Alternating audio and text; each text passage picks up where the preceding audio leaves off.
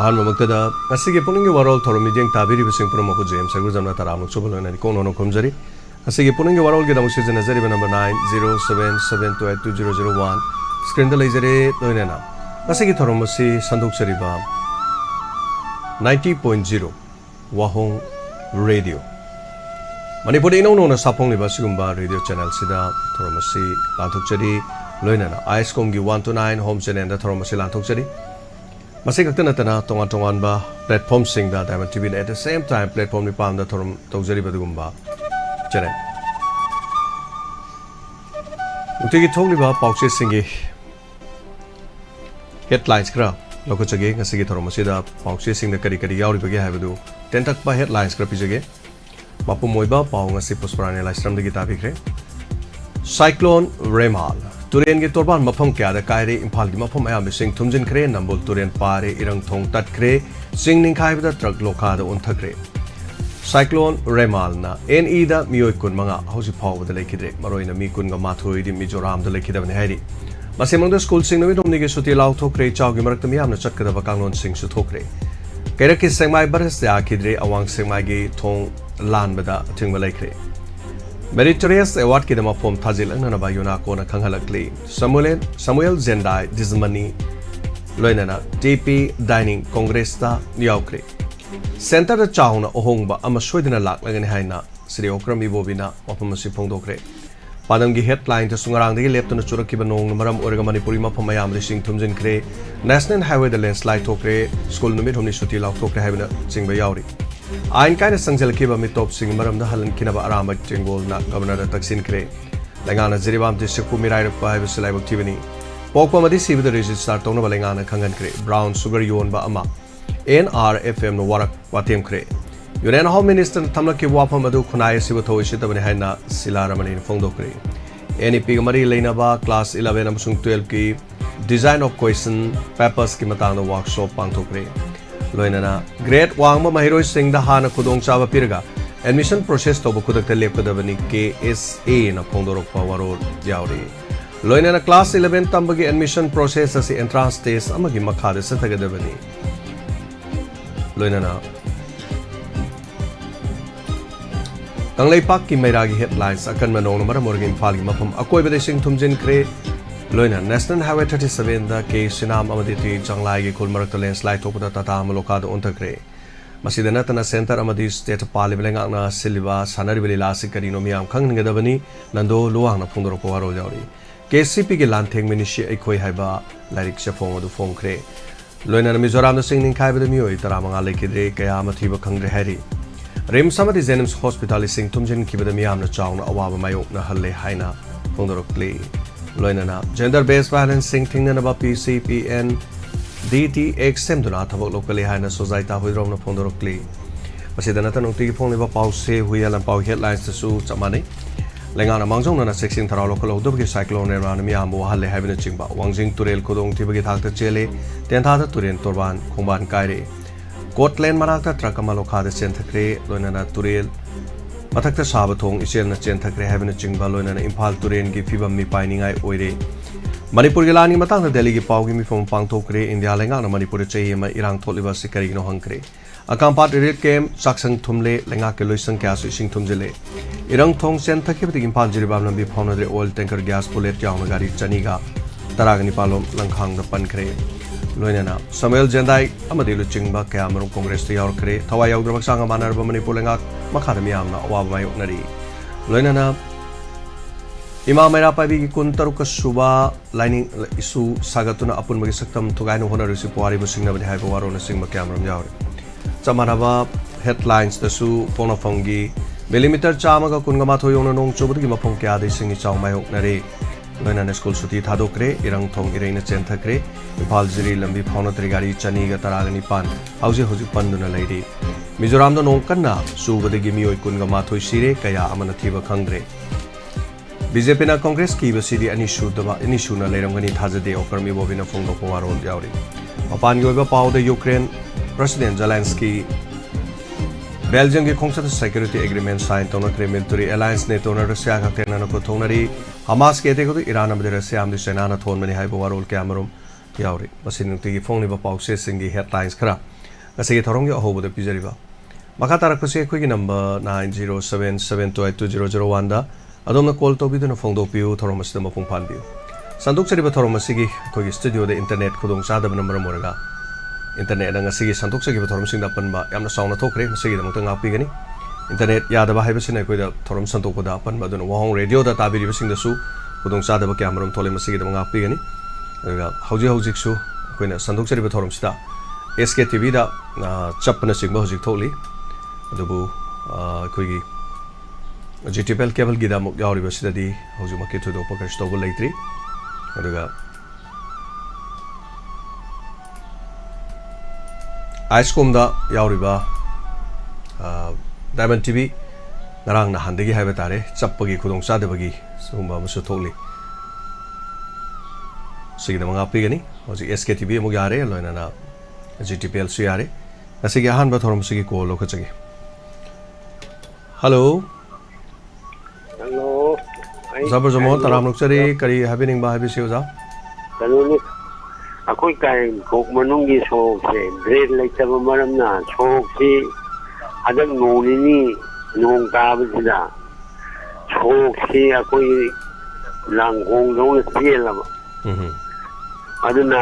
leiriba praja kan hoki so mayang nang naba yun nang naba singna drain ji karaka sembi naba ni hingari adu giro na mari le na mi ji gen gen ning ba ai ka moi ni ma ta do ai to ni atta bala na apa bade ji am ta khanna dra apa bade ji am ta khanna dra ba atta bade da dum puthong na ra ba sina ma mo ra ga yam nu ai je dra ba adu nai sunga si suma sai bu thu ji gen je ba da yam nu ai je dre si khara phong dok te ge na ta je ku na ga adu ga mana Ozagi thon si ada ni hospital lai udo aduda alai su fonto ko na ngau dra ba Pukning Warol ga inspector saya ni hospital man na lai ba pothari ba degi sena wala ai ma yam pa na ta ba yo ni ada ina ozagi ni hospital yam ma kun lai da hospital na lai ban na wan lai ba kangu ji Pukning Warol adegi special tay yam bajana ta dai na ai halaga bajana waza dai tammage yam bajana manipur ma khung khung mutta manung ma pan nai na bajana tai ai na haigo ke na insu songdu ke khune ai sai thom ko ni mo sin loin ta je ye uri tu ta je ai fiare sum te sen de lage oda fani uza tagat sari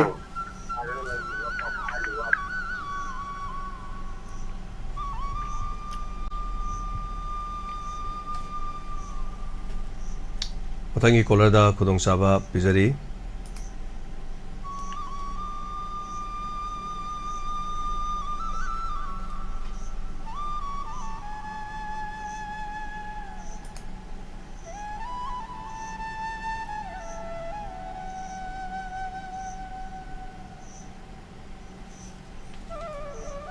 Saruga biri basing asigi taramok sari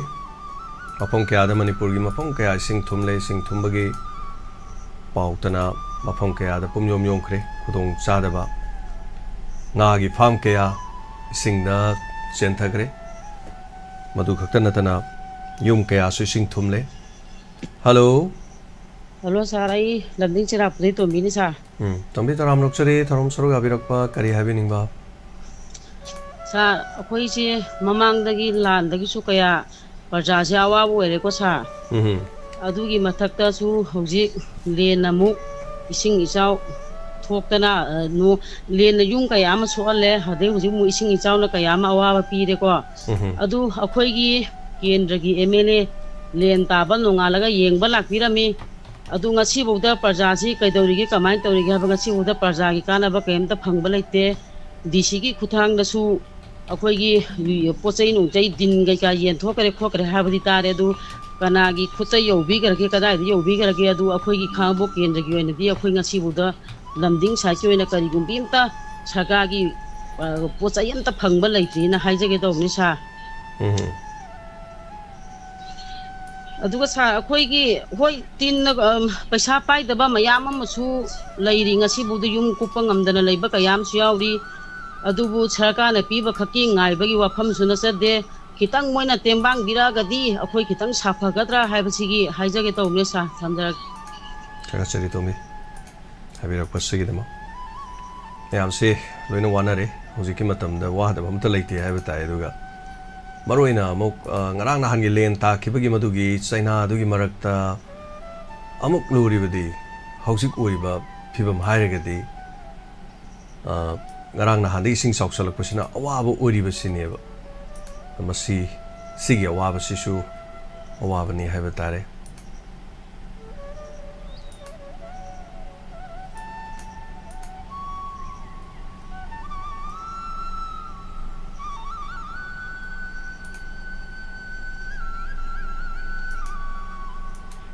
mafong kaya de sing thumjan bagi sukudong sa daba kaya marum thogli Manipur gi hojik wari ba phibam sida thogli ba sing isau sin Manipur mafong kaya de sing thumjan bagi video matek ni khona koi gi group ta daga koi gi diamond donors ki group ta thabirak pa mayam na diamond donors ki member gi sing sang ba phawba mayam yawe makoi de chang bagi picture phawba yawe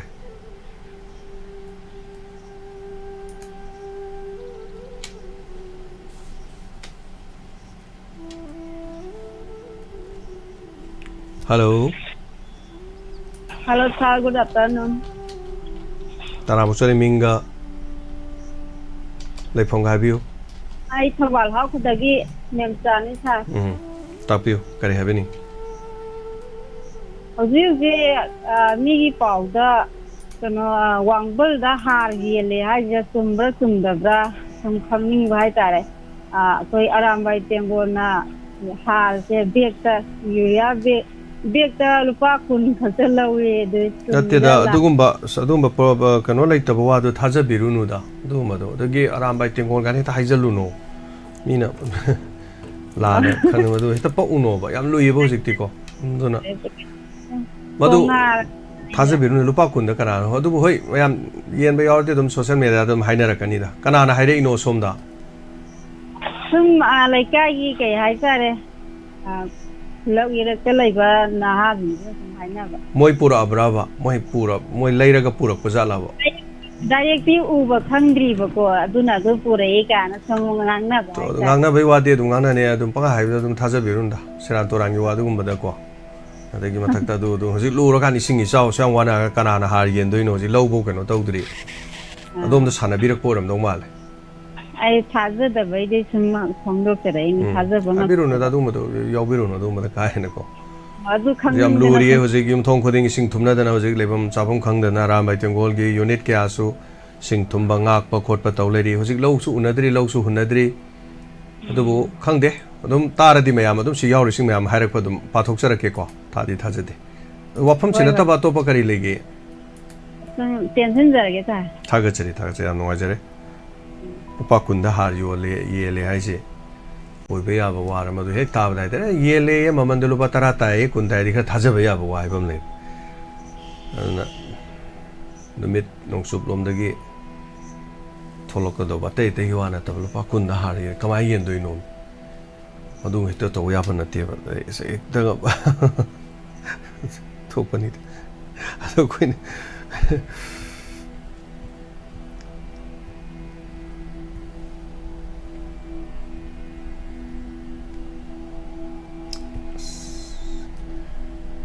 Netsi, may already tare. Hello. Hello. Taram no cheri. Ya, kawal awang kay dagi ima binani. Marang si tawi handalan tawi. Waro binu. Sing thombagi kui nong nupi yung gade yung loi sang nang tulu na kan sing thok lang ngari. Sai te dum sing yun. Do. Yang loi wan na re. Du du re dai. Jali ngangi. Bodyguard ki go du du ye. Ngai ta wei ken ga nai ti thaga sa gen to ni han da sa bu. Ya mo ji. Diamond TV bu yung biri ba ama de wa hong review bu ta biri bu no bu kai ko zari man thaga sari. Marang adu du yam ngai ga to ba. Ai di ama kari. ꯑꯃꯗꯣ CID inspector ꯑꯣꯏꯔꯝꯕꯗꯣ ꯑꯩꯈꯣꯏꯅꯗꯤ ꯃꯁꯥ ꯑꯩꯈꯣꯏ ꯃꯁꯥꯗꯤ ꯈꯪꯍꯟꯗꯅ DGPꯅ ꯊꯥꯔꯛꯏꯒꯥꯟ ꯍꯥꯏꯕꯗꯣ ꯑꯗ ꯑꯩꯅꯁꯨ ꯈꯜꯂꯦꯕ ꯑꯃꯔꯁꯤꯕꯨ ꯀꯅꯥ ꯑꯣꯏꯔꯝꯗꯣꯏꯅꯣ ꯁꯨꯝ ꯇꯥꯕꯁꯤꯗꯀꯣ ꯑꯗꯨꯃꯥꯏꯅ ꯈꯟꯖꯩꯑꯕ ꯑꯗꯨ ꯌꯥꯝ ꯅꯨꯡꯉꯥꯏꯖꯩ ꯂꯤꯡꯊꯣꯏꯅ ꯃꯣꯏ ꯃꯄꯥꯕꯨꯡ ꯃꯤꯅꯤꯁꯇꯔꯗꯨꯗ ꯃꯥꯅ ꯌꯨꯝꯗꯒꯤ ꯊꯣꯛꯈꯤꯕꯒꯤ ꯃꯔꯝ ꯀꯅꯥ ꯂꯣꯏꯖꯤꯡꯉꯤꯕꯗ ꯈꯨꯡꯒꯪꯗ ꯂꯩꯕ ꯃꯤꯁꯤꯡꯅ ꯀꯔꯝꯅ ꯂꯦꯜꯂꯤꯕ ꯑꯗꯩ ꯀꯌꯥꯝ ꯌꯥꯝꯅ ꯅꯨꯡꯉꯥꯏꯅ ꯋꯥꯅ ꯂꯦꯜꯂꯤꯒꯦ ꯍꯥꯏꯕ ꯐꯣꯡꯗꯣꯛꯄ ꯃꯌꯥꯝ ꯂꯣꯏꯅꯃꯛ ꯊꯦꯡꯅꯔꯛꯄ ꯑꯗꯒꯤ ꯃꯤꯃꯥꯟꯅꯗ꯭ꯔꯕ ꯃꯤꯁꯤꯡꯅ ꯀꯃꯥꯏꯅ ꯈꯪꯗꯅ ꯂꯦꯜꯂꯤꯕ ꯑꯁ ꯄꯨꯝꯅꯃꯛ ꯂꯣꯏ ꯁꯨꯅ ꯌꯥꯎꯔꯦ ꯏꯆꯥꯒꯤꯁꯤꯗ ꯑꯁꯣꯏ ꯑꯗꯩ ꯑꯋꯥꯠ ꯑꯄꯥꯅ ꯊꯜꯂꯕ ꯂꯝꯕꯤ ꯊꯣꯡꯒꯤ ꯏꯊꯩ ꯂꯧꯈꯣꯡꯒꯤ ꯑꯗꯒꯤ ꯆꯤꯡꯌꯦꯟ ꯊꯥꯎꯌꯦꯟ ꯀꯅꯥꯒꯤ ꯁꯤꯅꯤꯌꯔ ꯁꯤꯇꯤꯖꯟꯁꯤꯡꯒꯤ ꯑꯗꯒꯤ ꯍꯧꯖꯤꯛ ꯏꯁꯤꯡ ꯊꯨꯝꯃꯤꯕ ꯃꯌꯥꯝꯁꯤ ꯂꯣꯏ ꯌꯥꯎꯕꯁꯤ ꯏꯆꯥꯒꯤꯁꯤꯗ ꯀꯅꯥꯅꯕꯨ ꯁꯨꯃꯥꯏꯅ ꯑꯃꯠꯇ ꯆꯣꯡꯊꯣꯛ ꯍꯥꯏꯕꯤꯗꯦ ꯍꯥꯏꯕ ꯂꯣꯏꯅꯃꯛ ꯌꯥꯎꯋꯦ ꯇꯥꯕꯗ ꯌꯥꯝꯅ ꯑꯁꯨꯛꯀꯤ ꯃꯇꯤꯛ ꯀꯥꯟꯅꯈ꯭ꯔꯕ ꯌꯥꯝ ꯅꯨꯡꯉꯥꯏꯇ ꯌꯥꯝ ꯊꯥꯒꯠꯆꯒꯦ ꯇꯧꯕꯅꯤꯗ ꯏꯆꯥꯕꯨ ꯄꯨꯝꯅꯃꯛ ꯍꯥꯏꯕꯒꯤ ꯂꯣꯏꯕ ꯅꯥꯏꯔꯣꯏꯕ MLA ꯃꯟꯇ꯭ꯔꯤꯁꯤ ꯄꯨꯝꯅꯃꯛꯅ ꯇꯧꯕ ꯉꯝꯗ꯭ꯔꯒꯁꯨ ꯃꯄꯥꯕꯨꯡꯗꯨꯅ ꯑꯍꯥꯟꯕ ꯍꯧꯗꯣꯛꯑꯒꯗꯤ ꯃꯌꯥꯝꯁꯨ ꯃꯇꯨꯡ ꯏꯟꯖꯔꯛꯀꯅꯤ ꯀꯥꯏꯅ ꯂꯤꯟꯊꯣꯏꯒꯤ ꯋꯥꯈꯜꯂꯣꯟꯗꯣ ꯌꯥꯝ ꯐꯖꯕ ꯑꯗꯨꯃꯥꯏꯅ ꯀꯅꯥꯒꯨꯝꯕ ꯑꯝꯇꯪ ꯌꯥꯎꯕꯤꯔꯒꯗꯤ ꯌꯥꯝ ꯐꯩꯌꯦꯅ ꯈꯟꯖꯕꯅꯤꯗ ꯏꯃꯥꯅ ꯁꯨꯝ ꯇꯥꯖꯔꯒꯁꯨ ꯊꯥꯒꯠꯆꯩ ꯊꯦꯡꯛ ꯌꯨ ꯑꯗꯒꯤ ꯑꯃꯨꯛ ꯑꯇꯣꯞꯄ ꯑꯝꯇꯒ ꯍꯥꯏꯖꯍꯧꯒꯦ ꯑꯩꯈꯣꯏꯒꯤ ꯚꯥꯔꯠꯀ ꯑꯃ꯭ꯔꯤꯇ ꯀꯂꯥꯁ ꯍꯥꯏꯕ꯭ꯔꯥ ꯀꯔꯤꯅꯣ ꯑꯩꯈꯣꯏꯒꯤ ꯏꯟꯗꯤꯌꯥꯁ ꯕꯤꯒꯦꯁ ꯐꯣꯛ ꯁꯤꯡꯒꯤꯡ ꯍꯥꯏꯕ ꯃꯗꯨꯗ ꯁꯔꯨꯛ ꯌꯥꯕꯤꯅꯦꯅ ꯑꯃ ꯌꯥꯝ ꯊꯦꯡꯅꯖꯩꯕ ꯕꯤꯅꯤꯇꯥ ꯂꯥꯏꯁ꯭ꯔꯝ ꯑꯗꯨ ꯏꯆꯥ ꯊꯦꯡꯅꯗꯕ꯭ꯔꯥ ꯍꯥꯏꯕꯤꯌꯨ ꯏꯃꯥꯒꯤ ꯋꯥꯐꯝꯗꯣ ꯇꯥꯛꯄꯤꯌꯨ ꯑꯗꯨ ꯊꯦꯡꯅꯖꯕ ꯑꯗ ꯃꯥꯅ ꯑꯩꯈꯣꯏꯒꯤ ꯃꯅꯤꯄꯨꯔꯒꯤ ꯀꯜꯆꯔꯒꯤ ꯃꯔꯝ ꯑꯗꯩ ꯐꯣꯛ ꯁꯤꯡꯒꯤꯡꯁꯤꯗ ꯏꯁꯩꯁꯦ ꯃꯈꯟ ꯃꯊꯦꯜ ꯁꯛꯑꯒ ꯐꯤꯖꯦꯠ ꯆꯥꯛꯆꯦꯗꯩ ꯀꯩꯗꯒꯤ ꯃꯌꯥꯝꯁꯤꯅ ꯕꯥꯕꯨ ꯉꯁꯥꯏꯒꯤ ꯖꯖ ꯑꯣꯏꯕꯤꯔꯤꯕꯅꯤꯅ ꯈꯨꯕꯥꯛꯁꯦ ꯄꯣꯛ ꯈꯨꯕ ꯍꯥꯏꯇꯥꯔꯦ ꯌꯦꯡꯕꯗ ꯌꯥꯝ ꯇꯥꯕꯗ ꯅꯨꯡꯉꯥꯏꯖꯕ ꯃꯅꯤꯄꯨꯔꯤ ꯏꯃꯥꯒꯤꯗꯃꯛꯇ ꯌꯥꯝ ꯆꯥꯎꯊꯣꯛꯆꯕ ꯑꯗꯨꯏꯗꯨ ꯍꯧꯖꯤꯛꯄꯨꯗꯤ ꯃꯇꯝꯕꯨꯗꯤ ꯆꯥꯗꯦ ꯏꯁꯤꯡ ꯆꯥꯎꯕ ꯀꯔꯤꯑꯣ ꯆꯥꯅ ꯃꯇꯝ ꯆꯥꯔꯒꯗꯤ ꯑꯃꯨꯛꯇꯪ ꯕꯤꯅꯤꯇꯥ ꯂꯥꯏꯁ꯭ꯔꯝꯁꯦ ꯑꯃꯨꯛꯇꯪ ꯎꯅꯕꯤꯔꯛꯑꯣꯅ ꯍꯥꯏꯖꯒꯦ ꯇꯧꯕꯅꯤꯗ ꯍꯣꯏ ꯃꯥ ꯉꯔꯥꯡ ꯅꯍꯥꯟ ꯆꯦꯅꯦꯜ ꯑꯃꯅꯁꯨ ꯎꯅꯈ꯭ꯔꯕꯅꯤ ꯃꯥ ꯌꯥꯝ ꯂꯨꯕꯁꯤ ꯃꯤꯅ ꯎꯅꯈ꯭ꯔꯦꯅ ꯑꯩꯈꯣꯏꯅ ꯍꯦꯛ ꯎꯅꯁꯟꯕꯁꯦ ꯑꯩꯈꯣꯏꯗꯁꯨ ꯕꯦꯔꯥ ꯀꯥꯏꯌꯦ ꯃꯥ ꯑꯗꯨꯅ ꯎꯅꯕꯗꯨ ꯍꯣꯏ ꯑꯗꯨꯅ ꯃꯣꯏꯅ ꯉꯔꯥꯡ ꯈꯛ ꯎꯅꯕꯅꯤꯅ ꯑꯩꯅ ꯃꯣꯏꯗ ꯑꯃꯨꯛ ꯇꯥꯟꯅꯔ ꯎꯅꯁꯜꯂꯨꯕꯗꯨ ꯃꯣꯏꯗꯁꯨ ꯆꯦꯅꯦꯜꯗꯨ ꯀꯥꯏꯕ ꯍꯥꯏꯗꯤ ꯑꯩꯈꯣꯏꯅ ꯑꯃꯨꯛ ꯈꯔ ꯆꯤꯡꯊꯣꯛ ꯑꯩꯈꯣꯏꯗꯁꯨ ꯃꯄꯨꯡ ꯐꯥꯗ ꯃꯋꯥꯝ ꯆꯥꯛꯁꯨ ꯆꯥꯗ ꯃꯄꯥꯝ ꯆꯥꯛꯁꯨ ꯆꯥꯗ ꯍꯥꯏꯅ ꯈꯔ ꯂꯩꯔꯀꯥꯟꯗ ꯑꯩꯈꯣꯏꯅ ꯇꯧꯕꯗꯤ ꯌꯥꯏ ꯈꯔ ꯃꯥꯟꯅꯗꯅ ꯍꯥꯏꯇꯥꯔꯦꯀꯣ ꯏꯃꯥ ꯑꯗꯨꯅ ꯌꯥꯝꯅ ꯀꯩꯅꯣ ꯇꯧꯏ ꯍꯥꯏꯇꯥꯔꯦ ꯑꯗꯨꯝ ꯌꯦꯡꯕꯤꯌꯣ ꯑꯗꯨꯝ ꯃꯥꯒꯤ ꯁꯤꯅꯦ ꯇꯤꯚꯤꯗ ꯑꯗꯨꯝ ꯎꯅꯕꯗ ꯑꯗꯨꯝ ꯌꯦꯡꯕꯤꯕ ꯌꯥꯏ ꯑꯩꯈꯣꯏ ꯆꯦꯅꯦꯜ ꯄꯨꯝꯅꯃꯛ ꯑꯩꯈꯣꯏ ꯁꯞꯄꯣꯔꯠ ꯇꯧꯃꯤꯟꯅꯕ ꯀꯔꯤꯝꯇ ꯀꯥꯏꯗꯦ ꯃꯥ ꯑꯩꯈꯣꯏ ꯂꯝꯗꯝꯁꯤꯗꯤ ꯑꯐꯕ ꯑꯗꯒꯤ ꯑꯗꯨꯒꯨꯝꯕ ꯑꯇꯩ ꯃꯌꯥꯝ ꯈꯪꯕ ꯌꯥꯕ ꯁꯤꯒꯨꯝꯕꯗꯁꯨ ꯑꯗꯨꯝ ꯀꯌꯥ ꯍꯦꯟꯅꯁꯨ ꯑꯗꯨꯝ ꯀꯩꯅꯣ ꯇꯧꯒꯟꯗꯦꯗ ꯑꯐꯕ ꯑꯃ ꯍꯦꯜꯊꯀꯤ ꯄ꯭ꯔꯣꯒ꯭ꯔꯥꯝ ꯑꯃ ꯇꯧ ꯃꯤ ꯌꯥꯝ ꯌꯦꯡꯉꯨ ꯌꯥꯗꯦ ꯃꯤ 5,000 5,000 5,000 ꯁ꯭ꯋꯥꯏꯗ ꯍꯦꯟꯅ ꯀꯩꯁꯨ ꯌꯦꯡꯉꯨ ꯌꯥꯗꯦ ꯍꯧꯖꯤꯛ ꯆꯣꯏꯇ꯭ꯔꯤ ꯆꯣꯏꯈꯠ ꯑꯃ ꯇꯧꯕ ꯃꯤ ꯐꯨꯜ ꯌꯦꯡꯅꯤ ꯑꯗꯨꯝ ꯀꯔꯤ ꯏꯟꯅꯅꯦꯕ ꯑꯗꯨꯅ ꯍꯥꯏꯕ ꯋꯥꯅꯦꯕꯀꯣ ꯅꯨꯄꯤ ꯌꯣꯛꯈꯠꯁꯤ ꯍꯥꯏꯅꯦꯕ ꯅꯨꯄꯤ ꯑꯃꯅ ꯋꯥ ꯉꯥꯡꯕꯗ ꯅꯨꯄꯤ ꯑꯃꯇꯅ ꯇꯥꯅꯤꯡꯉꯣꯏ ꯁꯤ ꯈ꯭ꯋꯥꯏ ꯂꯨꯏꯁꯤ ꯃꯥ ꯑꯗ ꯅꯨꯄꯤꯁꯤ ꯑꯗꯨꯝ ꯌꯦꯡꯕꯤꯔꯣꯅꯦ ꯅꯨꯄꯤ ꯏꯂꯦꯛꯁꯟꯗ ꯅꯨꯄꯤꯒꯤ ꯔꯤꯖꯔቬꯁꯟ ꯑꯅ ꯍꯥꯏꯔꯁꯨ ꯁꯤꯠꯇꯨ ꯅꯨꯄꯤ ꯇꯥꯏ ꯍꯥꯏꯔꯒ ꯅꯨꯄꯥ ꯂꯦꯞꯄ ꯌꯥꯗ꯭ꯔꯀꯥꯟꯗ ꯅꯨꯄꯤ ꯀꯥꯕꯩ ꯋꯥꯅꯦꯕ ꯌꯥꯝ ꯁꯦꯡꯅ ꯍꯥꯏꯔꯗꯤ ꯄ꯭ꯔꯙꯥꯟꯁꯤ ꯍꯟꯗꯛꯁꯤ ꯅꯨꯄꯤ ꯇꯥꯏ ꯍꯥꯏꯔꯗꯤ ꯅꯨꯄꯥ ꯑꯃꯨꯛ ꯂꯦꯞꯇ꯭ꯔꯦꯗꯅ ꯅꯨꯄꯥꯒ ꯅꯨꯄꯤ ꯍꯦꯛꯇ ꯂꯝꯕꯥꯎꯕ ꯍꯦꯛꯇ ꯂꯝꯕꯥ ꯀꯥꯟꯗ ꯅꯨꯄꯥ ꯍꯦꯛꯇ ꯅꯨꯄꯤ ꯍꯦꯛꯇ ꯀꯥꯔꯣꯏꯕ ꯅꯨꯄꯤꯁꯦ ꯅꯨꯄꯤ ꯁꯞꯄꯣꯔꯠ ꯇꯧꯗꯦꯕ ꯅꯨꯄꯤ ꯕꯤꯅꯤꯇꯥ ꯎꯅꯔꯤꯗꯣ ꯅꯨꯄꯤ ꯃꯌꯥꯝ ꯂꯩꯗꯣ ꯀꯩꯒꯤ ꯌꯦꯡꯗ꯭ꯔꯤꯅꯣ ꯌꯦꯡꯉꯣꯏꯕ ꯀꯂꯛꯄꯣꯏ ꯀꯔꯤ ꯇꯧꯔꯤꯕ ꯁꯪꯉꯤꯔ ꯁꯪꯗ꯭ꯔ ꯏꯟꯇꯔꯦꯁ ꯂꯩꯇꯕꯩꯔ ꯄꯛꯇꯕꯩꯔ ꯀꯔꯤ ꯇꯧꯕꯩꯅꯣ ꯈꯪꯗꯦ ꯕꯤꯅꯤꯇꯥ ꯋꯥ ꯇꯣꯛꯈ꯭ꯔꯁꯤꯀꯣ ꯏꯃꯥ ꯑꯩꯅ ꯁꯤꯗꯩꯗ ꯃꯤꯒꯤ ꯁ꯭ꯄꯣꯛꯁ ꯄꯥꯔꯁꯟꯁꯤ ꯄꯨꯔ ꯂꯥꯛꯏꯗꯅ ꯃꯤꯒꯤ ꯀꯥꯎꯟꯁꯤꯂꯤꯡꯅꯦ ꯃꯆꯥ ꯃꯁꯨ ꯌꯨꯝꯗ ꯂꯥꯏꯔꯤꯛ ꯇꯝꯃꯤꯗꯤ ꯀꯩꯅꯣ ꯑꯩꯈꯣꯏꯒꯤ ꯃꯦꯇ꯭ꯔꯤꯛ ꯑꯦꯛꯖꯥꯝ ꯊꯥꯔꯤꯁꯤ 94,5 ꯊꯥꯏꯌꯦꯕ 94,5 ꯊꯥꯔꯤꯕ ꯑꯉꯥꯡꯗꯨꯒꯤ ꯃꯃꯥ ꯑꯃꯗꯤ ꯃꯄꯥ ꯍꯥꯏꯕ ꯑꯅꯤ ꯂꯩꯅꯤꯗꯅ ꯑꯅꯤꯗꯨ ꯄꯥꯔꯗꯤ 92 40,000ꯅꯦꯕ 40,000 ꯗꯦꯟ ꯀ꯭ꯂꯥꯁ 9 ꯇꯝꯃꯤꯕ 8 ꯇꯝꯃꯤꯕ 5 ꯇꯝꯃꯤꯗꯨ ꯃꯃꯥ ꯃꯄꯥ ꯑꯃꯨꯛ 90,000 ꯂꯩꯅꯦꯕ 1,04,5 ꯌꯦꯡ ꯌꯥꯏꯕ ꯀꯅꯥꯝ ꯌꯦꯡꯗꯦꯕ ꯃꯔꯝꯗꯤ ꯀꯩꯅꯣ ꯍꯥꯏ ꯀꯥꯟꯗ ꯑꯩꯈꯣꯏ ꯁꯤꯗ ꯀꯥꯟꯅꯕ ꯊꯕꯛ ꯇꯧꯕ ꯁꯤꯒꯨꯝꯕꯁꯤ ꯄꯥꯛ ꯁꯤꯒꯨꯝꯕ ꯌꯦꯡꯒꯟꯗꯦꯕ ꯌꯦꯡꯒꯜꯂꯤꯁꯤ ꯃꯌꯥꯝꯅ ꯃꯁꯛ ꯐꯖꯕ ꯍꯦꯔꯣ ꯍꯦꯔꯣꯏꯟ ꯊꯣꯛꯂꯕ ꯏꯔꯥꯡ ꯈꯔ ꯇꯧꯕ ꯐꯖꯕ ꯁꯦꯔꯤꯁ ꯑꯃ ꯃꯌꯥꯝ ꯐꯖꯅ ꯌꯦꯡꯒꯅꯤ ꯃꯗꯒꯤ ꯆꯣꯏꯇ꯭ꯔꯤ ꯆꯣꯏꯈꯠ ꯀꯥꯔꯟ ꯇꯨꯔꯟ ꯍꯥꯏꯔꯕ ꯐꯖꯅ ꯑꯗꯨꯝ ꯌꯦꯡꯒꯅꯤ ꯃꯥ ꯑꯗꯨꯅ ꯗꯣꯛꯇꯔ ꯀꯥꯟꯅꯕ ꯃꯍꯩ ꯂꯣꯏꯁꯪ ꯀꯩꯀꯩ ꯇꯧꯕꯁꯦ ꯌꯦꯡꯗꯦꯕ ꯏꯃꯥ ꯍꯣꯏ ꯚ꯭ꯌꯨꯁ ꯈꯛꯀꯤ ꯈꯟꯕ ꯂꯩꯇꯦ ꯑꯩꯈꯣꯏ ꯍꯧꯖꯤꯛ ꯀꯥꯎꯟꯁꯤꯂꯔ ꯑꯩꯅ ꯄꯨꯔꯒ ꯋꯥ ꯉꯥꯡꯍꯜꯂꯤꯗꯣ ꯌꯦꯡꯒꯦ ꯌꯦꯡꯉꯣꯏ ꯇꯣꯛꯎ ꯔꯦꯗꯤꯑꯣꯗ ꯇꯥꯕꯤꯕ ꯃꯁꯤꯡ ꯌꯥꯝꯂꯕ ꯀꯦꯟꯗ꯭ꯔ 3-4ꯗꯤ ꯇꯥꯔꯤꯗꯅ ꯑꯩꯈꯣꯏꯁꯨꯀꯣ ꯃꯗꯨꯒꯤ ꯃꯐꯝꯗꯨꯗꯒꯤ ꯑꯗꯨꯝ ꯗꯤꯁꯇ꯭ꯔꯤꯛ 3-4 ꯇꯥꯔꯤꯕ ꯀꯦꯟꯗ꯭ꯔ ꯅꯠꯇꯕ ꯃꯗꯨꯗꯩꯗ ꯃꯌꯨꯝꯗ ꯅꯝꯗꯅ ꯅꯝꯇꯥꯍꯟꯕ ꯍꯦꯜꯊꯀꯤ ꯑꯣꯏꯔꯣ ꯅꯝꯇꯥꯍꯟꯕ ꯑꯗꯨꯝ ꯑꯩ ꯗꯣꯛꯇꯔ ꯑꯐꯕ ꯄꯨꯔꯛꯑꯦ ꯋꯥꯔꯤ ꯋꯥꯇꯥꯏ ꯁꯥꯟꯅꯩꯀꯣ ꯑꯗꯨꯝ ꯃꯤ 10,000 ꯐꯥꯎ ꯌꯦꯡꯗꯦꯕ ꯁꯤꯗꯗꯤ ꯃꯥ ꯑꯗꯨꯅ ꯂꯣꯏꯅ ꯈꯪꯕ ꯗꯣꯛꯇꯔꯗꯤ ꯍꯦꯟꯅ ꯈꯪꯒꯕ꯭ꯔꯥ ꯍꯥꯏꯗꯤ ꯈꯪꯕ ꯅꯠꯇꯦꯕ ꯇꯦꯟꯁꯤꯟꯖꯒꯦꯀꯣꯏꯃꯥ ꯑꯗꯨꯅ ꯌꯦꯡꯃꯤꯟꯅꯁꯦ ꯃꯇꯝꯒꯤ ꯃꯇꯨꯡ ꯏꯟꯅ thank you aduna nupida akhoi nupi bu adu bu ada bu de haibe wane ba nupi no je bole pa ba nupi do bot pi roi ba nupi kaino hai nupi na nupi da dum yang jale ai tai manipur ge semin sa je nupi oidore nupi gi sit khai nupi do bot pi wa nupi manga taruk je aduna taba du di soiden ka gi be ko adu nupi gi semin so ohela se adu nupi gi no pa thengnan se hai ta de ko no pa dum ka gi ne pi ka de son bagi kano se dum lai hai ta yam pai benita mas mai tau de sei no mai tau ye khoi khang mu khang de wari bobe magi adubu asom da mana show ma yaur bu do de khangi nungai khoi culture gi adu lam da ma gu mas mai na madum tau ba mayum da satra ga mayam tam da khot na tapi tam bi na tau yam le ram yam phai hai tare expose to ro bu do adu yemina se matam khar le kan to ko music ka yaur ga khola ga kari kari tau ba ya ge ga do khoi su yeng jar ke ba no interview type to khar khena ba da hai tare ko hello hello nong marak sida ising chaw na khoi som da di loi re bungo yum da ga sing sang bro yum da bu di chang de sumang bau di da bai loi re ado song wang ma lang kai som da na lai rai ni khai da na yum manung da moi sing mai yeng hai de ta sai ta oi ba tawri ba mayam do ngapani nahan makai atia da paire leba nong du makha da pulap la khre da na hojik su ba leptri hojik su khar khar dum suri pak ya hairoi dori yamna kui rabani haibatar hoi koi gi turen ma pan ya da sem kui re ba tu koi ising chau gi da ba se samaina di nong kano toro ka da tau da ba se 2017 18 19 se dum ising chau gi dum longnam ban kai da na khotna tau ba se dum tau e aduga akhoi 2020 dai de gi sing su jau jau gi dre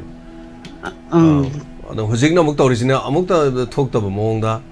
yum kai de manung da chang da na khotna chau ba khot pa sam tawi aina se uchari se ayam imphal gi kungang ate ate ma phong gi ngak ta ni takpi otai kari kari habini ibu ichana khanau nungai te han hai ba do khanau na te ai di khanau nungai ta ba di leiti khon ta ba hai ba wa ngang ba da tagi sum wa yang ngang kan da yam nungai ten hai dai ne nate aduga ma kai me leng de ai khon tai hai ba ma khon ta ba sa wa ba sa sok tha ba wa ba gi hai ba sa sok tha ba wa ba khanau da effect ne ai na khoi hidam lai ba ko adu angtang tha ning bai na ma aduna khanau gi oidoi ni ai khanau gi na te ba inaris isa son ba gi isa son ba gi sonda ba wa ba do na gi ai gi kano tau ba to serien kaya no ju khang de ibungoi na photo pa da hapa ka doira hapa ka ni ma hapa ka group su khang de ba whatsapp te yaw bi bro WhatsApp ta di yaw roi han hai gi ne adu di list group na hai bi roi ma adu di serial lei roi list group na hai rani ma ko ima ta bi bra list group hai rani adu di serial lei te ba ko WhatsApp yaw da bani na adu sum khangning da na hang me ai je hoi ma kaim ta kai de photo pigram ni na photo do koi na sema ka ne ba ko ada gi dum yeng ase hoi isa gi cô xe nào xe thôi là thôi có gì đấy mà cô anh cả tuần đấy cha cái đồ ta nào hoa nào đó nó ngay cái đấy cô in nó sang nó bật chiu cô trai đúng không hoi mà ai mà đâu ở đây sinh sáng đâu ở lại khuôn chứ cô mà ở đây chứ hoa mẹ em chú cái này lang cái xong cái đó đi yên một đây bao cô mỗi điều u một đó mình na mà ai na ở đây na cần đâu chơi đi video mẹ em sẽ muốn thấy yên mà sẽ đây được cô asi lang cái gì adu khắc tên là trem thấy yên video mẹ em sẽ oi đi mẹ em sẽ yên hay đâu gian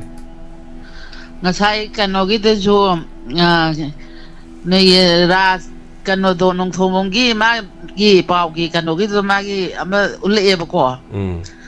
adu zoma ising mata ngai bi makai non he gya lam ta de o kai su de hai ngai lai te da thagasari na tau bane hoi ma kai su kai de nimina si aina se uchari me am je yeng bio se lam tongan ma mayam se gini se khomjalak padang sai de gi ko mayamna thabira ko mayam doi pula punjala semini aduga angak po oire si phibam je yengbio adagi lambi da turien da chawbu du de amane ba adu imung da changjalaga chawri ka ku si ni khan ma da mammi je leibam leita da na ko angak po oire ngarang de muk su video mai thena gi sak to ko gi phamu mathak da chabor male samai tak tak chai ba aduga sak charaga sak to e haraga dum samai khut hamam utpani mayam ubirong ni ko ising du khuna pari do dum du so hai tari ising du nen ki gre ising du taibong pan gi sing loi phawr ga lai ni na hai tari ne ima saki ni tholai ha pe nam se laga sagon ma no le rakki ima saki nga sai thabi rak pani imung de loi ne ima saki se call to bi do ma imung se loi chang nge ising de kari no jik to do siu na si phibam se aru phibam amne na hai tari ne se lambi da pathari ba cheli ba to ri ba mayam se lore si inkhol oiramasu adagi lampa koirasu mana masing thaba pochai thaba rasu pungloi lore smai tare ima saki yum nam live yawbiri ima su ure ko ima imung du uchare se koi diamond gi family mayam sum thabirak pane moi moi gi imung da chang ba sing sang ba inkhol da thumba khotpa mayam do mayam do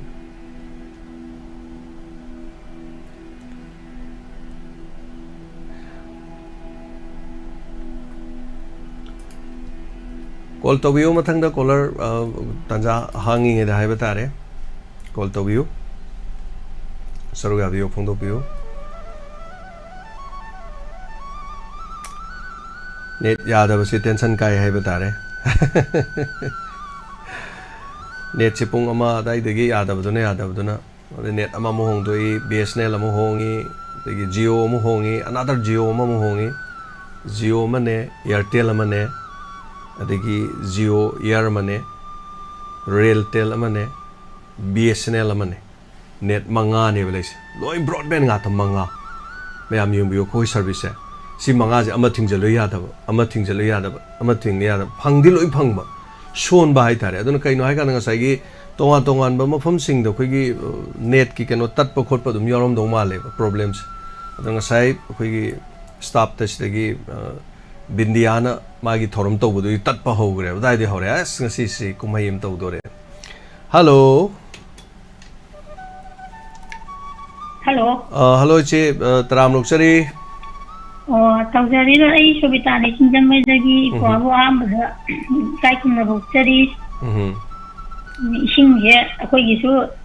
chumang de gi loina laira loina hingon loina thomme di sakham ju khara changli dawe do mu nga sai mo ala khodai di mo handa gare ise do drains ki kai drains yam phata hawdi ge chen bo khotpa leram de loi ting thong madra ado kaino mi ge sumna upu lei du ju kai sumara di je sibi na pam ko ta ko thong na re do akoi gi asigi kaino common turen lam ta haida gi bagi hai tare dai da no se akoi gi kai hai ta da sang kari hai ta community hall si yam chai hai amang ting ha ko yam cha bu yam palle na hai adu hai ro budi ya da ba si mayang gi se do kham de kai hai dau ne do amlu handa da ko ngai bu ta ba ni to ipwa gi ngarang lei ma khong da khara kaino to bu do adu bangla ma khong da khara chang bu di handa bi ga bu di adu do akoi ge asida thongan ama lei moi thongan do pipe ha pa do yam pick pai tare pipe to ado pipe to aina ko na pipe to ha pa se hauji gi di tau khai ra se na toroga ngang ahum mari toroga tau khai re dei sing do joro chat khib dei phare adu bu thongan mapa adu gi du di kum de hap te yaroi do ri ku bu de ma macha ma pipe ma ha pai tare pick pa aduna adu de mo lei re do khoi gi diamond gi hek opposite ta khoi gi khongjom turen gi khong am cheli khong se gi sing imai je khoi gi sorok level se ga mana re hai tare hojik se auji bodi sangak tri adu main lei du khang de kaino to de kaino kari hai ga da no ne mayam chi loina wana budi wana re ado wana bana na kan da thang ga ipana na han joi kumar gi sei sak lagai na nungai na tai adu sei de loi dare mai mut khare ꯑꯩꯅ ꯀꯩꯅꯣꯗ ꯏꯄ꯭ꯋꯥꯗ ꯍꯥꯏꯖꯅꯤꯡꯉꯤꯁꯦ ꯏꯄ꯭ꯋꯥꯁꯦ ꯊꯕꯛꯄꯨꯗꯤ ꯌꯥꯝ ꯆꯤꯜꯂꯦꯕꯀꯣ ꯑꯗꯣ ꯑꯩꯒꯤ ꯂꯅꯥꯏꯒꯤ ꯌꯥꯝ ꯂꯨꯕꯕꯨꯗꯤ ꯅꯠꯇꯦ ꯑꯗꯣ ꯀꯩꯅꯣ ꯏꯄ꯭ꯋꯥꯅ ꯁꯪꯒꯗꯕ ꯇꯥꯏꯃꯤꯡꯗ ꯑꯩ ꯐꯣꯟ ꯑꯝꯇ ꯇꯧꯖꯔꯛꯀꯦ ꯃꯤꯅꯤꯠ 10ꯃꯨꯛꯇꯪ ꯄꯨꯛꯅꯤꯡ ꯋꯥꯔꯣꯜꯁꯤꯗ ꯍꯥꯏꯕꯗꯤ ꯅꯨꯡꯉꯥꯏꯇꯔꯦꯕꯀꯣ ꯁꯨꯝ ꯀꯩꯅꯣ ꯏꯆꯝ ꯆꯝꯅ ꯇꯥꯟꯅꯒꯗꯕꯅꯤꯗ ꯌꯥꯝ ꯀꯩꯅꯣ ꯇꯧꯒꯗꯧꯕ ꯅꯠꯇꯦ ꯑꯗꯣ ꯏꯄ꯭ꯋꯥꯗꯣ ꯌꯥꯝ ꯆꯤꯟꯕꯅꯤꯅ ꯏꯄ꯭ꯋꯥꯅ ꯆꯦ ꯑꯗꯨꯝ ꯍꯥꯏꯕꯤꯔꯛꯑꯣ ꯌꯥꯅꯤꯗ ꯑꯗꯨꯝ ꯌꯥꯅꯤ ꯇꯥꯏꯃꯤꯡ ꯂꯩꯌꯦ ꯃꯌꯥꯝ ꯐꯣꯟ ꯇꯧꯔꯛꯄꯗ ꯍꯣꯏ ꯄꯥꯏꯕ ꯉꯝꯗꯕꯁꯨ ꯂꯩ ꯑꯩ ꯄ꯭ꯔꯣꯒ꯭ꯔꯥꯝ ꯇꯧꯔꯤꯉꯩ ꯑꯗꯒꯤ ꯀꯩꯅꯣꯝꯃ ꯁꯦꯝꯃꯤꯉꯩ ꯈꯣꯠꯂꯤꯉꯩꯗ ꯇꯧꯔꯛꯄꯁꯨ ꯑꯗꯨꯝ ꯌꯥꯎꯋꯦ ꯑꯗꯨꯒ ꯍꯦꯛ ꯃꯌꯥꯝꯅ ꯇꯥꯕꯤꯔꯤꯕ ꯃꯌꯥꯝ ꯄꯨꯝꯅꯃꯛꯇ ꯑꯔꯨꯕ ꯑꯃ ꯂꯩꯇꯥꯔꯗꯤ ꯍꯣꯏ ꯑꯃ ꯑꯣꯏꯔꯁꯨꯀꯣ ꯏꯆꯦꯒꯤ ꯅꯠꯇꯕꯀꯣ ꯑꯇꯩ ꯑꯣꯏꯔꯁꯨ ꯑꯔꯨꯕ ꯂꯩꯔꯗꯤ ꯑꯔꯨꯕ ꯋꯥ ꯑꯝꯇ ꯍꯥꯏꯖꯒꯦ ꯃꯌꯥꯝ ꯁꯨꯃꯥꯏꯅ ꯃꯦꯁꯦꯖ ꯑꯗꯨꯝ ꯊꯥꯕꯤꯔꯛꯄ ꯑꯩꯅ ꯀꯣꯜ ꯕꯦꯛ ꯇꯧꯕ ꯀꯩꯝ ꯀꯥꯏꯗꯦ ꯀꯅꯥꯒꯨꯝꯕꯗꯤ ꯀꯣꯜ ꯐꯠ ꯇꯧꯔꯝꯃ ꯐꯠ ꯍꯪꯉꯨꯔꯒꯅꯦ ꯂꯥꯏꯞ ꯑꯣꯏꯔꯕ ꯅꯤꯡꯕꯅꯦ ꯑꯣꯟꯅꯕꯅꯦ ꯀꯥꯏꯅ ꯍꯥꯏꯔꯛꯄꯁꯨ ꯌꯥꯎꯋꯦꯕ ꯑꯔꯨꯕ ꯑꯣꯏꯔꯝꯒꯗ꯭ꯔꯅ ꯍꯪꯉꯨꯕꯗꯣꯀꯣ ꯑꯗꯒꯤ ꯑꯩꯈꯣꯏꯗꯤ ꯇꯧꯗꯦ ꯑꯉꯥꯡꯅ ꯇꯧꯕ ꯑꯣꯏꯔ ꯃꯥꯜꯂꯦꯒꯨꯝꯕ ꯑꯗꯨꯅ ꯃꯤꯁ ꯀꯣꯜ ꯂꯩꯔꯝꯃꯁꯨ ꯅꯨꯡꯉꯥꯏꯇꯕꯁꯨ ꯌꯥꯎꯋꯦꯕ ꯑꯇꯩꯒꯤꯅꯤꯀꯣ ꯏꯆꯦꯒꯤꯕꯨꯗꯤ ꯅꯝꯕꯔ ꯈꯪꯖꯔꯦ ꯑꯗꯨ ꯏꯆꯦ ꯊꯥꯒꯠꯆꯔꯤ ꯀꯣꯟꯅ ꯑꯗꯨꯝ ꯁꯥꯟꯅꯁꯨ ꯌꯥꯔꯦ ꯌꯥꯝ ꯅꯨꯡꯉꯥꯏꯖꯔꯦ ꯏꯆꯦ ꯀꯩꯅꯣꯁꯤꯅꯔ ꯅꯣꯡ ꯇꯥꯕꯁꯤꯅꯔ ꯈꯪꯗꯦ ꯑꯩꯅ ꯑꯇꯣꯞꯄꯗ ꯑꯩꯈꯣꯏ ꯑꯉꯥꯡꯁꯤꯡꯒ ꯁꯨꯝ ꯐꯣꯟ ꯇꯧꯅꯕꯗꯁꯨ ꯅꯦꯠꯁꯤꯅ ꯋꯥꯔꯤ ꯁꯥꯕꯁꯦ ꯌꯥꯝ ꯅꯨꯡꯉꯥꯏꯇꯦꯕ ꯑꯩꯕꯣ ꯑꯗ ꯏꯄ꯭ꯋꯥꯅ ꯍꯧꯖꯤꯛ ꯍꯥꯏꯔꯛꯄꯗꯁꯨ ꯂꯣꯏꯔꯝꯗꯥꯏꯁꯤꯗ ꯃꯈꯣꯟ ꯄꯤꯛꯑꯒ ꯑꯩꯈꯣꯏꯒꯤ ꯌꯥꯝ ꯁ꯭ꯂꯣꯞ ꯅꯥꯏꯕ ꯍꯥꯏꯒꯗ꯭ꯔꯥ ꯑꯗꯨꯃꯥꯏꯅ ꯇꯧꯋꯦꯕꯀꯣ ꯅꯦꯠꯅ ꯑꯣꯏꯔꯝꯒꯅꯤ ꯃꯔꯝꯗꯤ ꯏꯆꯦ ꯍꯧꯖꯤꯛ ꯇꯋꯥꯔ ꯃꯐꯝ ꯏꯁꯤꯡ ꯆꯪꯕ ꯉꯪꯗꯕ ꯈꯣꯠꯇꯕ ꯑꯗꯒꯤ ꯄ꯭ꯔꯣꯕ꯭ꯂꯦꯝ ꯑꯗꯨꯝ ꯈꯔ ꯂꯣꯏ ꯂꯩꯔꯝꯒꯅꯤ ꯍꯥꯏꯇꯥꯔꯦ ꯏꯟꯇꯔꯅꯦꯠꯁꯨ ꯅꯨꯡꯉꯥꯏꯇꯕꯅꯤꯅ ꯍꯧꯖꯤꯛꯀꯥꯟꯗꯤ ꯍꯣꯏ ꯇꯧꯕꯗꯤ ꯑꯩꯈꯣꯏꯒꯤꯁꯨ ꯉꯔꯥꯡ ꯅꯨꯡꯗꯥꯡꯗꯒꯤ ꯃꯩ ꯂꯥꯛꯇꯦ ꯇ꯭ꯔꯥꯟꯁꯐꯣꯔꯃꯔ ꯃꯈꯣꯡꯗꯣ ꯏꯁꯤꯡ ꯆꯪꯉꯤ ꯍꯥꯏꯗꯅ ꯑꯗꯨꯃꯥꯏꯅ ꯍꯧꯖꯤꯛ ꯐꯥꯎꯕꯗꯤ ꯃꯩ ꯑꯗꯨꯝ ꯂꯥꯛꯇ꯭ꯔꯤ ꯑꯗꯣ ꯐꯔꯦꯀꯣ ꯑꯩ ꯁꯤ ꯍꯥꯏꯔꯒ ꯊꯝꯖꯔꯒꯦ ꯑꯗꯣ ꯑꯩꯅ ꯀꯩꯅꯣ ꯇꯧꯕ ꯀꯥꯟꯗ ꯍꯣꯏ ꯑꯗꯨꯝ ꯇꯧꯖꯔꯛꯑꯒꯦ ꯊꯝꯖꯔꯒꯦ thank you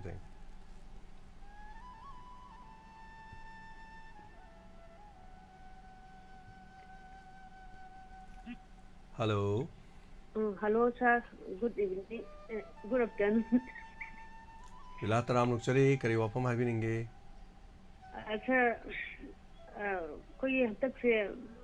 koi kano waba yaba ware hai tare mathang chaina de ko. Ado sir yam nuaite ado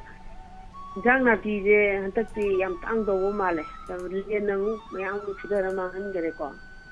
Ising yung chokchale ko. Ado sa waba yaba wana wari ji mathang chaina je mathang pi ba sa yam nuaite da. Ado khoi sir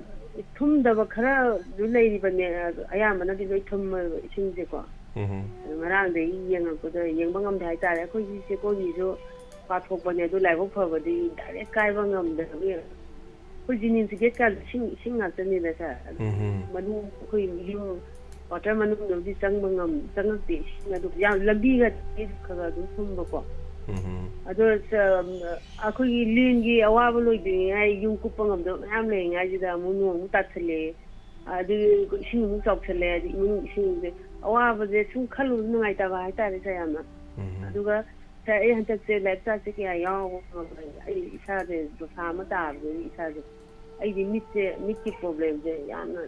mit life ta si yeng ngam da ba mit u ba khot pa de virat tawra bro kari tawri hai no mit se yam na chi ga go gi sum program di sum ta ja ko sa adu life ta si ba chang ba sum ngam da ba ai ta mit ki yeng do anu ku pi ne bu ko ai je do sa de thang ta ba ai ta re ai do adu ri ai mu ta jo kano mai ana ba makhan manga na chalak ba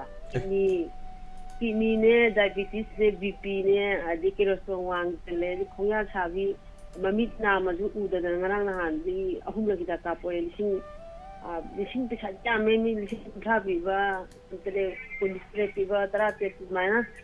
adu ju ma ida ahum la ka ka da ma mamit na ma oi tham su u dre ko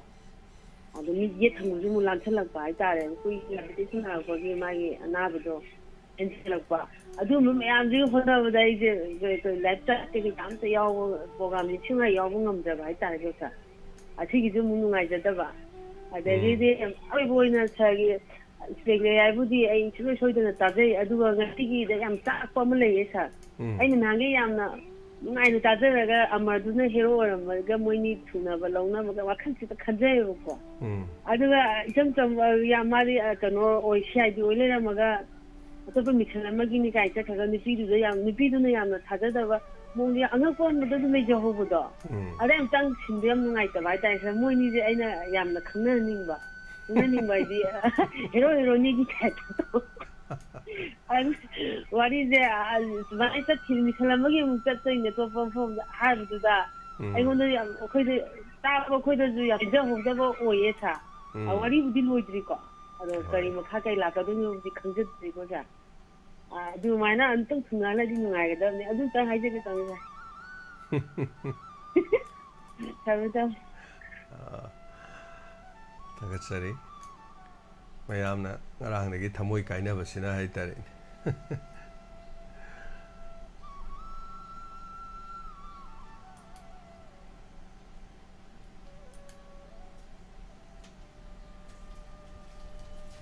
Hello. Ibu ina hairo tegi mama Simati ni. Tapi ma kari have ni. Kana do ba nungai ba di loi nungai re ba ko. Ani ina na koi ya ba da ba di khangje de. Mut paduro. Ni mai sena. Prabu lambo de ni mai sena to am ta je ning ba. Ni mai sena kana na sakpano. Langa then thinu na sakpani. Ima langa ten thuinu hana sambare ko tare ne ko ima langa ten thuinu di lai khidreba record ti lai ta ba record lai gani ima record lai bagi di dum record thira di dum lai ni ima na kano parabulam boran dai sun ta ning ni wa ni nuai bau di chan to ko loi nuai re ba nuai ti hai na ti kangjai ma adubu cassette madugi thi da ba yaroi adagi mina namki bo re di lau da ba yaroi lei da ba yaroi ma hekta paire ga tha ba ya da bani na koi ma adagi ma du lei ringai matam da yam kana unajana ba record lo hona ba yam kana hona bani adagi ma pai leite ma du sonjalak pa matam ta ba ai tare langa tel thunu ai se akoi somdagi ni koi khun thangnari ni hai tare aduga langa tel thunu se ma thunu sina koi gi Bamon mandop ama leye aduna bamon mandop sida khoina ngang ngoringe da magi sei si am tawi hai tare ngasi di langa tel thoinu gi sei leye langa tel thoinu gi sei leye hai dana ko khoina ngang ngoringe da yam pi inge men man ta jadringe di sei ge sakpa moi gi khoina maro mari khangdringe hai tare yam toromi ma do duga khara lere ga di masi imphal lom da hai tare ko dom da lei khiba duga phawba mayama singer mayama puthok dana ko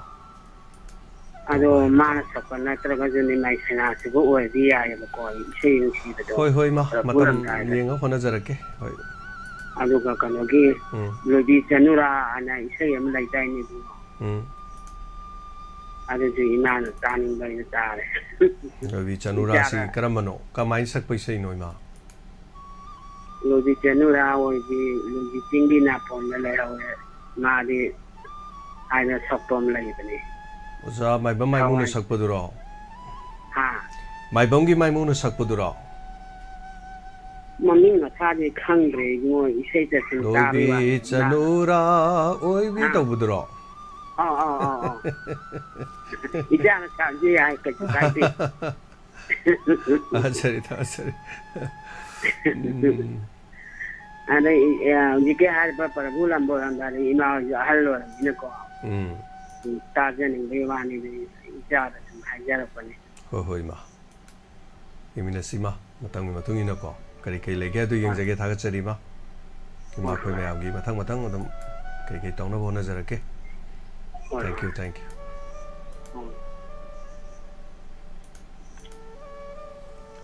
matangi caller da khudong saba pijari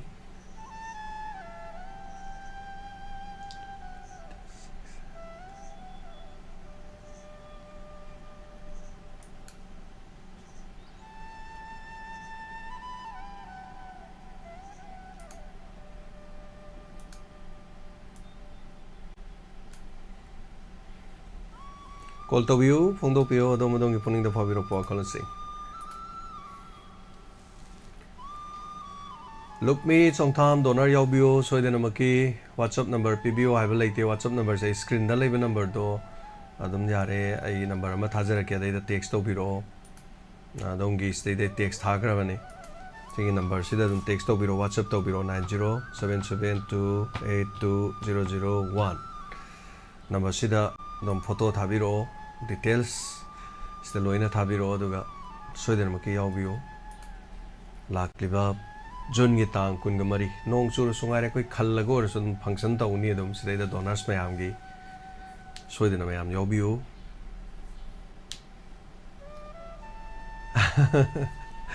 koi kaka samendra na kongjom circle da mangai ri sing chaudri se leibe am nungai balam dam ne na takpi do khoi chumne do sing chaudo bagi hairu ro budi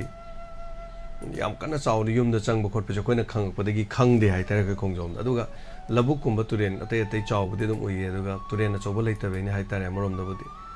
aduga aigi sima pa sini yeng biu me khoi diamond lei tu the diamond khoi lei se ma kha ne tu si khoi gi lei ba sangje sangje ke opposite ni tu si gi khongba na lei ba du me si khongba je stay da yam in ga thanai sida ukabiga phaba khotpa de nga phaba duga sigi turen je phawraga sidagi chengiba sidi ising je yam kanmani na in thaba ngamde ana sidagi phawraga chengiba jani koi gi kare tare nga tungan bi rau kari kari migi pham de nan thorok pujing do si manung ji phawr chengiba du sidagi lan thokraga ka khungjo mamang le kai soida ingsin ga nga yam phai mayam ada ina phagi tawa koi si diamond gi si mapa di phawr chengiba ne du nga jing don mayam no koi si ire kan father ga su ko to si da lere muk so si na kitang diamond de kitang satho ga nam bane to koi khongjom turen gi marin ne khongjom turen dagi khai dorok pa si chai nga ga si in thanari si gi mamang se si da ni mayam ne chai ma thar nga si na khongjom turen si leis khongjom turen da ni mayam tharis si gi turen makha ma si apak po iram mi hai khoi di khangau de yam na pak pa turen se aduga lok si pak thar ga leiba mai tare british na nomai ka pak pada bom ka pak pada swai gi sta ne lo pak thar ga lei na na hawai pa piu ma ma hai batare ne aduga khoi kaka somre do ni sing sau di hai do to si da di tu sau re khoi si na kan de yeng bio diamond gi somna kan gi mamang gi saruk ta lei se sina army camp ne 28 assam rifles leiba do ne adugi mamai si punglang lang re si somna kanjina koigi khebaching ne somda leise kachin se oirom thangba se khebaching big than gare thumayam in singnari mayum thumdabani na in singba mayam na tawri sidana mathang call lai call lo ka jage hello sir no mai bungde sana to bi taramuk chali me ngati ibu mayam lu re am nungai ta da na taw re ni phone je khoi sing thum ba gi chai thing je yam phangam ni na sing as yam wa bane si gi kandara pa gi yum da sang na ba khona ba da na marol ma mi sna ju yam na bane ma si gi khan ba dai nungai ta na ngai yum thum mi yam je u ba da khoi di na wa sahi kuding gi 2017 19 sing thum gi me am lo yaw ni sar khoi je aduna mai phu hogot pa hitar tha pa ka mayam da lai yan da bu khon da ko yam ngai ti u ba da si gi mayam je de ai sum ngai man da na sum taw rak pa ni ai je hoi koi sakpam di chu yam tok ngai ngarang thum ba de ngasi na yam hele thum ba do ngarang phan tu ren kai ba do koi chom da kai rak tram mi na yam kan na di thum dra do tom ma ga de koi chu yaw ga da ba ni hojik se khudong thininga yam leiri hai taren turen kai be aba mapan sing yam leire hai bagi pau su la e adagi as yam garba turen de chele bi sing mayam do kai re yum lak ta chensala di awa ba do moi doi ne electronics ka item mayam sing thumjan doi ni mang tak doi ni yum sok ko doi ni adagi di sing do apha bi sing na te laina tina adagi di hayeng kangda gar ka su le khom lainang imung manung gi as bedre lawba adagi kari haini awabani ni kitang chin haibada tamba loiba naira roido ba haibata aduna ising ji kang darak ba dom na ba di compulsory na ra da bani mung du da tawri ja khoi di yam theng na ram ni na khang nge ba da yam chekhala ni ngi ising kang darak ko matang ji da ko sa aduna kano taw ni nge sintang somai ja ni ngi taw jara ko ni sa kan jara ngi thaga chari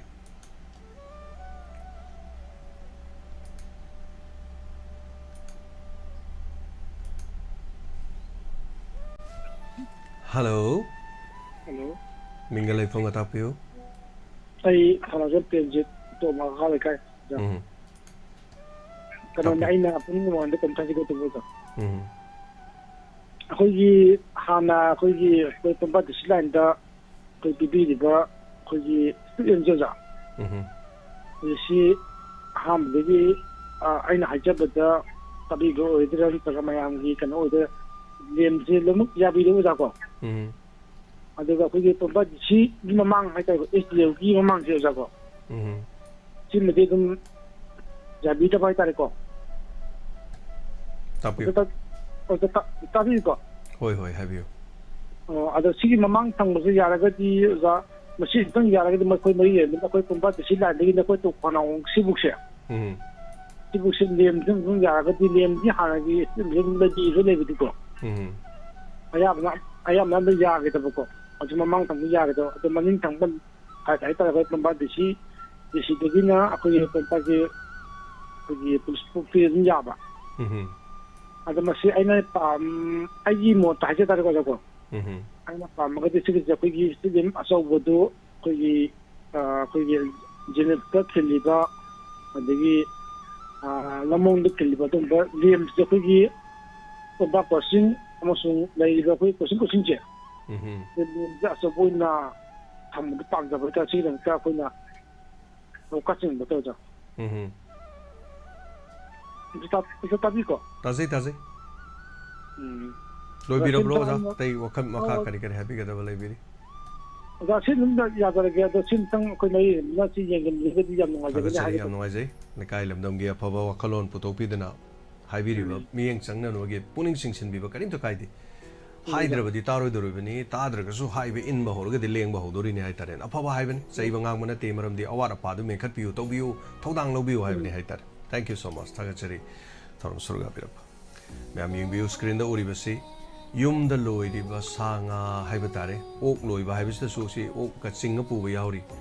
They sing Sauri law, Oak Nung law, Side Compound Salusi have again Tana Yadona, Hainatana Yadona, Oak to Tori Pirates, Sing Sally Manning the in Mayor in Madagi. Angapani Yum the Swan Baladiva, the Imu Manungi, Luraba, like from the Kanjaba Natraga, like Sang the Kanjaba Potu.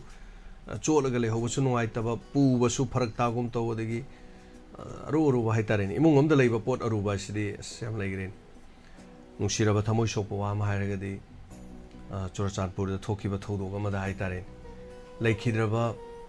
Mayamba Mana, Kari Haitar, Mayum may chak, but you may chak to the Pamudreva, the Mugi Manau Pama, Pomina Manau by Sinta Sigi, the Poto and Cotlabs. Photo do mango nele ho bajane do mayu mai chak de yaw gram ni na nanau gi photo do na shon bado nungsi hai tare ko mioi be emotion si matam thaga chari awa ba siuma chai theng mayam si su ngarang gi haingang nom da duga khurai rom de sing chen tharak pa de gi hai tare do sekmai rom da su yum puthagi ba yam kai ba tu ba yaw hai aseng ba di khang de duga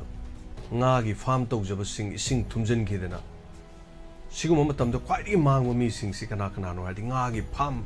Tobu sings in a high tari. Kennedy sound up have or may sound Tadi and Tapire Kennedy to Mayam sound Tabidabra Robin Rambam sound up in a Tapire Kitang the Hapsare Yung Bio Doga Sitagi Henum Hogre the level say yellow fure, yellow red pura agadim Yada Vibatar Kadaida radio the Buk Law by YouTube them. Anyway. Thagachari habiro ko tichinaw sing so habiro sound ya ba ya da ba duga ngasi YouTube live streaming da lebiri ba hoji phawu yo na mioi live sidi yaw biri ba mioi sani pan ga tara ga humdoi tara nok chari hello ya manana Shakespeare kai khna jari Shakespeare abi ba me apno si kai khna jari chao ji yamba smaina chao kan ha de ji sungkan khalu de ai ta mayam su khalam moi cyclone am lak chera ga ju aduga hanta ki chau ji di paktak nan na hekta mamang dai na sum khangja bada ujarak pa chau do ka hen hanta ki na ka hen ma male chau bo bi chang hen bada hai ta turial imai ayam ba podi mai chau bo hen kalak ba hai ta ni phiban kai rak pa turial turban nau nambal kai rak pa torei ba myam ado ju ji pogi oina ji Awal turel di pathok pagi mami di kahena udri hai tare ngarang bawdadi aina sum ujagibda changamdabidagina somda malom phawdokpa yaba khoigi miyamna semjaba lakh manga khara hena changba thong ama semi haitare adu bawda chang mawkhalaktana lambi chatpa thingbagi mayam thagana rakhi haitare adumai tawdana thawal turen na chawroktribagi maramjina somda mathakta yamna ju khangbiramani hana makhawda mai di kharabu pikra di mathaktrida mu achauba mapithel mafawdam gi mathaktrida ma leiba khoi tumkhongda sabado adu sagidagi khara isingje chawgidreba tasing ba khoi thawal turen gi mani aduga so mathakana mamangda leigidaba khoi koi jatpada lukthidani dakna da tawgiba lam thumgiba jaga du mai koi mai ta nongbudi ta yang tan mari leina ba du dam duna khara chawna sengibani na adugi ka hene thawal turen je chawba ngamdabani ana igi oiba mota pujai haita aina chatarubada aduga mu makha tarakpada hojik thoiba chawje mu karang kanbouda phani haibagi mawong marin juika nongning jedi phadau chumande nong tarakpa phibam leibani na koyamba yari makai di niam sing chawrak ko yam ka su thinga mo da tore longam ban ka su thinga mo aduna ai mamang thamjagi do kha saphada da mafam da pangjong na chapto kotpa ga ji ta horamaga di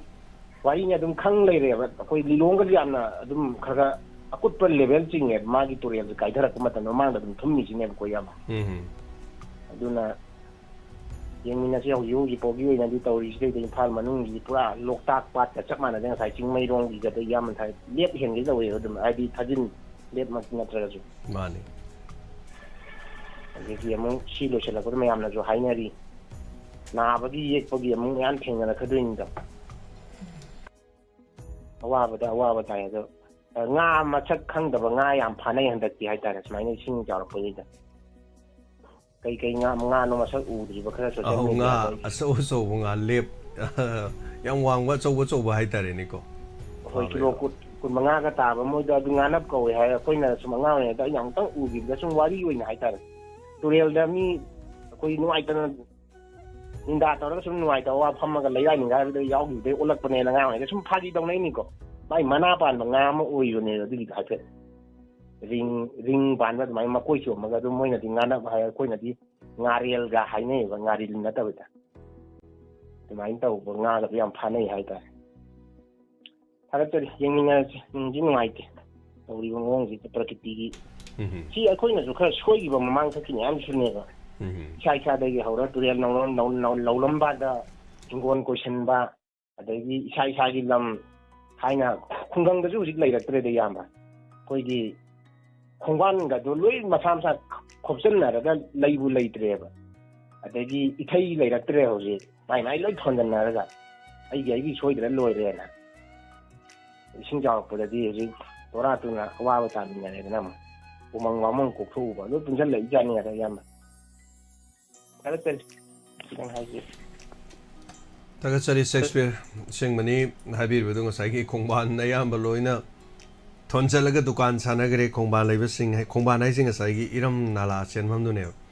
iram nala se koina ngaung de khongban ni sit pa ga na leiramen khongban se panje thinga ga si mati amang isit pa de mati mi sit pa de nga gi nga ngak ta pai nga kra de gi hauji ti nga kra su tang syam tang e ko de nga kra se koina do mai khongban ni pong pha pharam ne bo ji khongban mo leitre khongban do loina thonjen gre dukan oina sare dukan on thokre ai ta hello Hello, isi bungo isi sinta ni isi ungsun nare kogi isi dak saman kita na sa khau se tahu sama sa khau kita ta mu yeng sa le mu ado isi kari gumbam tai isi gi ungning dagi sum phongdok jarke namu nungai ai sum tar kada kogi so sampu dagi kogi lilikem da leiba bisem da leiba panpa birana Yesu tagi makhon taba nunga haba nungsi khoi sumai tongna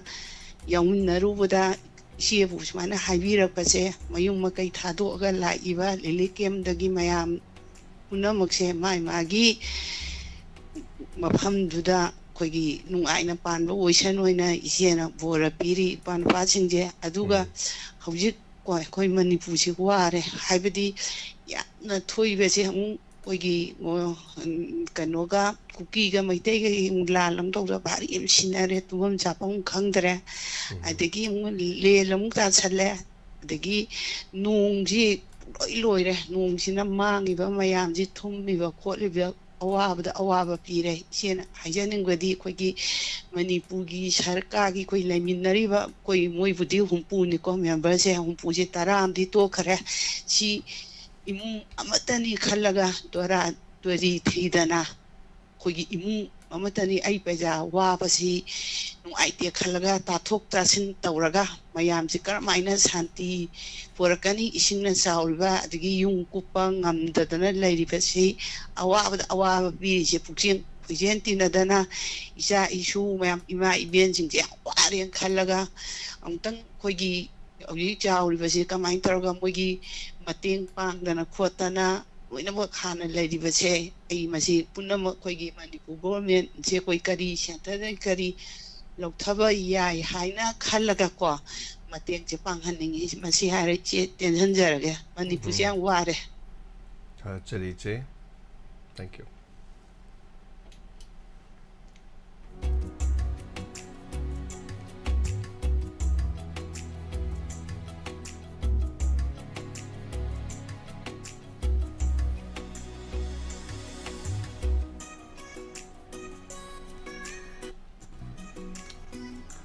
लाइबक फबदगी हौसिक फावबगी हाइतारे वाहों radio मुट्लगसु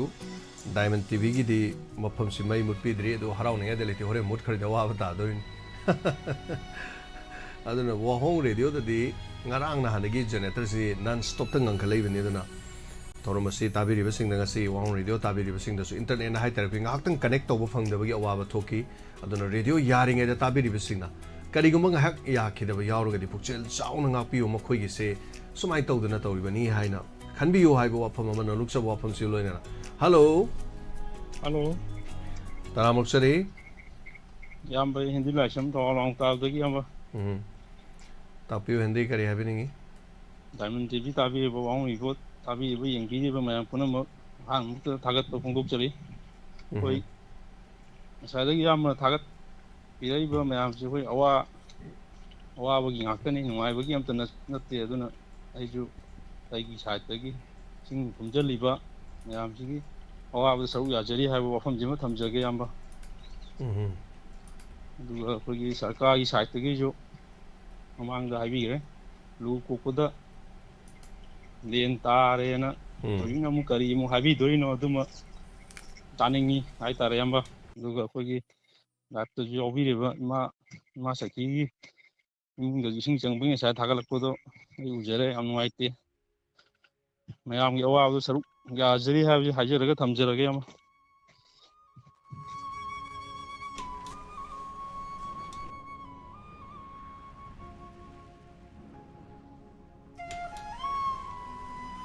इमा सखीगी इमुंग दे सिंग संग सु इमा गी सि मई दि लाई अदुना टीवी सु तुम थारी देरक खुलक तोंगा तोंगा इम्फाल गी मफम सिंग दसु सुमना दम थोगली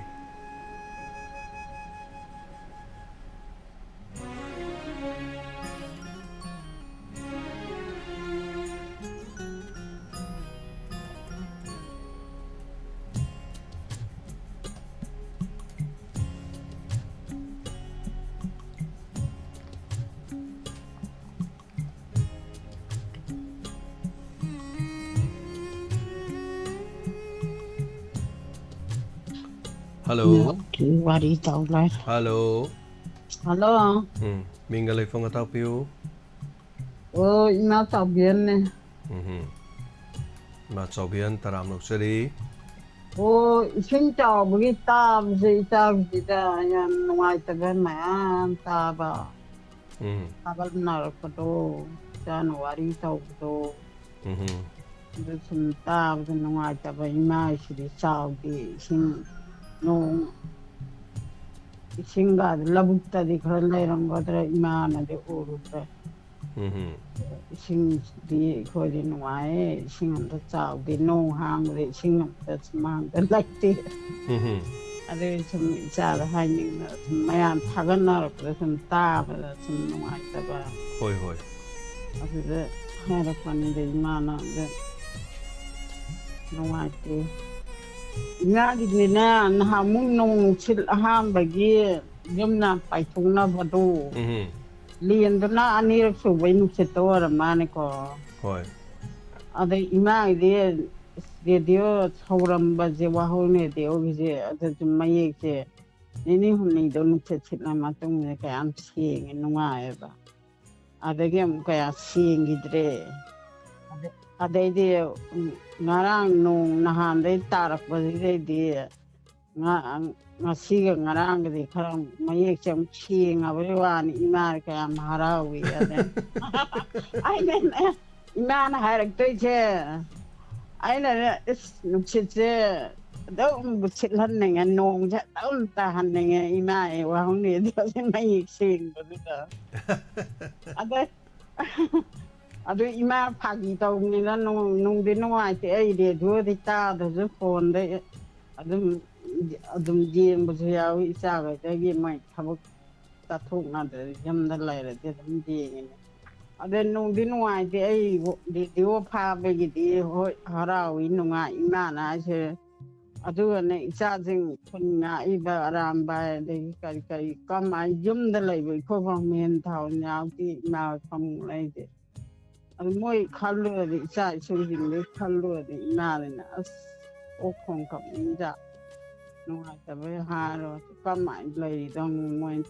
ꯆꯦꯔꯪꯅ ꯐꯛꯂꯥꯡ ꯈꯥꯔ ꯂꯩꯗꯨꯕꯨ ꯀꯔꯤꯅꯣꯕ ꯅꯨꯡꯁꯤꯠ ꯑꯀꯟꯕ ꯂꯥꯛꯄꯗ ꯃꯣꯏ ꯅꯨꯡꯉꯥꯏꯔꯝꯗꯣꯏꯁꯤꯕꯨ ꯅꯨꯡꯉꯥꯏꯇꯦ ꯑꯗꯨꯒꯨꯝꯕꯩ ꯈꯟꯕꯗꯗꯤ ꯑꯗ ꯏꯁꯤꯡꯒꯤ ꯏꯆꯥꯒꯤꯗ ꯎꯠꯂꯤꯗꯨ ꯑꯣ ꯀꯩꯅꯣꯅꯦ ꯆꯥꯛꯈꯨꯝꯂ ꯃꯄꯥꯜꯂ ꯏꯃꯨꯡꯂ ꯎꯠꯂꯤꯗꯨꯀꯣ ꯍꯨꯏꯁꯨ ꯑꯔꯥꯡꯕ ꯐꯖꯕ ꯑꯃꯁꯨ ꯂꯩ ꯑꯩ ꯉꯔꯥꯡ ꯌꯦꯡꯕꯗ ꯁꯨꯝ ꯐꯣꯟꯗ ꯑꯗꯒꯤ ꯀꯩꯅꯣꯗꯣ ꯒꯝꯂꯥ ꯀꯩꯀꯩ ꯂꯩꯗꯤ ꯏꯁꯤꯡ ꯇꯥꯛꯂꯤ ꯇꯥꯛꯂꯤ ꯇꯧꯋꯦ ꯏꯃꯨꯡ ꯑꯃ ꯅꯠꯇꯦ ꯏꯃꯨꯡ ꯅꯠꯇꯦ ꯃꯄꯥꯅꯤ ꯃꯥ ꯀꯩꯁꯨ ꯇꯧꯗ꯭ꯔꯦ ꯍꯧꯖꯤꯛꯇꯤ ꯂꯣꯏꯅ ꯏꯁꯤꯡ ꯈꯣꯡꯕꯥꯟꯗ ꯏꯁꯤꯡ ꯈꯤꯇꯪ ꯍꯥꯏꯖꯤꯜꯂꯛꯄꯅꯤꯗ ꯂꯣꯏ ꯁꯤꯗꯣꯛꯈ꯭ꯔꯦ ꯑꯗꯒꯤ ꯑꯉꯥꯡ ꯏꯕꯦꯝꯃ ꯅꯨꯄꯤꯃꯆꯥ ꯑꯍꯨꯝꯗꯨ ꯆꯥꯛ ꯆꯥꯕꯁꯨ ꯍꯣꯏ ꯍꯣꯏ ꯁ꯭ꯇꯥꯐꯈꯩ ꯆꯥꯛ ꯆꯥꯕ ꯃꯄꯥ ꯇꯥꯕ ꯑꯩꯅ ꯀꯦꯃꯦꯔꯥ ꯅꯝꯃꯤꯉꯩꯗꯨꯗ ꯑꯗ ꯑꯩꯅ ꯏꯟꯁꯥꯡ ꯃꯊꯦꯜꯗꯤ ꯑꯗꯨꯝ ꯌꯥꯝ ꯇꯧꯋꯦ ꯆꯨꯝꯃꯥꯅꯦ ꯑꯗꯩ ꯍꯨꯏꯒꯁꯨ ꯌꯥꯝ ꯅꯨꯡꯁꯤꯌꯦ ꯅꯥꯟꯁꯨ ꯅꯥꯜꯂꯦ ꯐꯖꯁꯨ ꯐꯖꯩ ꯑꯗꯨꯒ ꯍꯨꯏꯗꯣ ꯃꯥꯁꯤ ꯑꯁꯣꯝꯗ ꯑꯩꯈꯣꯏꯒꯤ ꯌꯨꯝꯗ ꯑꯩꯒꯤ ꯑꯁꯣꯝꯗ ꯂꯩꯕ ꯑꯁꯦꯡꯕ ꯌꯨꯝꯗꯨꯗ ꯂꯩꯕ ꯑꯩꯈꯣꯏ ꯈꯨꯔꯥꯒꯤ ꯍꯨꯏꯅꯦꯕ ꯑꯗꯣ ꯍꯨꯏꯗꯣ ꯑꯩꯈꯣꯏꯅ ꯁꯤꯗ ꯁꯨꯝ ꯂꯩꯕꯗꯣ ꯃꯥꯁꯦ ꯑꯩꯈꯣꯏ ꯂꯩꯐꯝꯁꯦ ꯈꯪꯈ꯭ꯔꯕ ꯑꯗꯩ ꯀꯨꯏꯅ ꯑꯩꯁꯨ ꯌꯨꯝꯗ ꯆꯠꯇ꯭ꯔꯕꯅꯤꯅ ꯑꯩ ꯎꯕ ꯀꯥꯟꯗ ꯃꯥꯗꯤ ꯌꯥꯝꯅ ꯅꯨꯡꯁꯤꯖꯕꯗꯣ ꯃꯥꯅ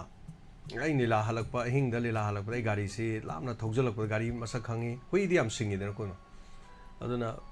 ꯑꯩꯈꯣꯏ ꯁꯤ ꯂꯩꯐꯝꯁꯦ ꯈꯪꯈꯤꯗꯦ ꯃꯥꯁꯤ ꯍꯧꯖꯤꯛꯁꯤ ꯌꯨꯝ ꯑꯁꯣꯝ ꯅꯥꯀꯟꯗ ꯄꯨꯡ ꯆꯠꯇ꯭ꯔꯦꯕ ꯑꯩꯈꯣꯏ ꯁꯤꯗꯩ ꯑꯗꯨꯝ ꯑꯌꯥꯝꯕ ꯂꯩꯕ ꯉꯔꯥꯡ ꯅꯨꯃꯤꯗꯥꯡꯒꯥꯏꯁꯨ ꯑꯗꯨꯝ ꯂꯩꯌꯦ ꯑꯗꯒꯤ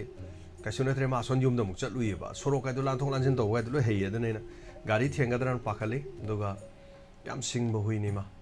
ꯌꯥꯝ ꯊꯤꯅ ꯁꯤꯡꯕ ꯍꯥꯏꯇꯥꯔꯦ ꯑꯩꯈꯣই ꯃꯤꯁꯦ ꯂꯣꯏꯅ ꯈꯪꯕ ꯍꯥꯏꯇꯥꯔꯦꯅꯦ ꯑꯗꯨꯅ ꯊꯥꯒꯠꯆꯔꯤ ꯃꯥ ꯃꯤꯅ ꯁꯥ ꯑꯣꯜꯂꯦ ꯁꯥꯅ ꯃꯤ ꯑꯣꯜꯂꯦ ꯑꯗꯣ ꯍꯧꯖꯤꯛ ꯃꯇꯝꯁꯦ ꯊꯦꯡꯛ ꯌꯨ ꯃꯥ ꯊꯥꯒꯠꯆꯔꯤ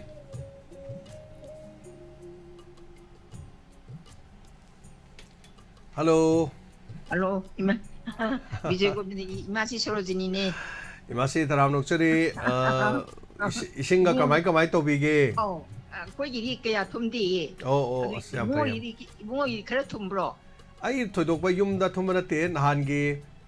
ꯂꯩ ꯈꯔ ꯊꯥꯕꯗꯣ ꯂꯩ ꯃꯈꯣꯡꯗꯣ ꯑꯗꯨꯋꯥꯏ ꯈꯔ ꯏꯁꯤꯡ ꯆꯪꯕꯅꯦ ꯑꯗꯨꯋꯥꯏ ꯐꯈ꯭ꯔꯦ ꯍꯧꯖꯤꯛꯇꯤ ꯂꯣꯏꯅꯃꯛ ꯑꯗ ꯑꯩꯅ ꯅꯍꯥꯟ ꯀꯩꯅꯣꯒꯤ ꯄꯩꯁꯥ ꯄꯤꯖꯔꯝꯕꯗꯣ ꯄꯩꯁꯥ ꯄꯤꯔꯛꯄꯩꯗꯤ ꯆꯍꯤ ꯑꯃꯒꯤ ꯑꯗꯨꯒꯤꯗꯨ ꯀꯩꯅꯣ ꯀꯔꯤ ꯑꯩꯈꯣꯏꯒꯤ ꯀꯔꯤ ꯀꯥꯔꯠ ꯑꯌꯦ ꯑꯩꯈꯣꯏ ꯀꯥꯔꯠ ꯑꯃ ꯄꯤꯕꯗꯣ ꯑꯙꯥꯔ ꯀꯥꯔꯠꯂꯣ ꯑꯙꯥꯔ ꯀꯥꯔꯠꯇꯣ ꯑꯗꯨ ꯌꯥꯎꯗ꯭ꯔꯁꯨ ꯌꯥꯏ ꯌꯥꯎꯗ꯭ꯔꯁꯨ ꯌꯥꯕ꯭ꯔꯣ ꯍꯣꯏ ꯌꯥꯏꯗ ꯌꯥꯏꯌꯦ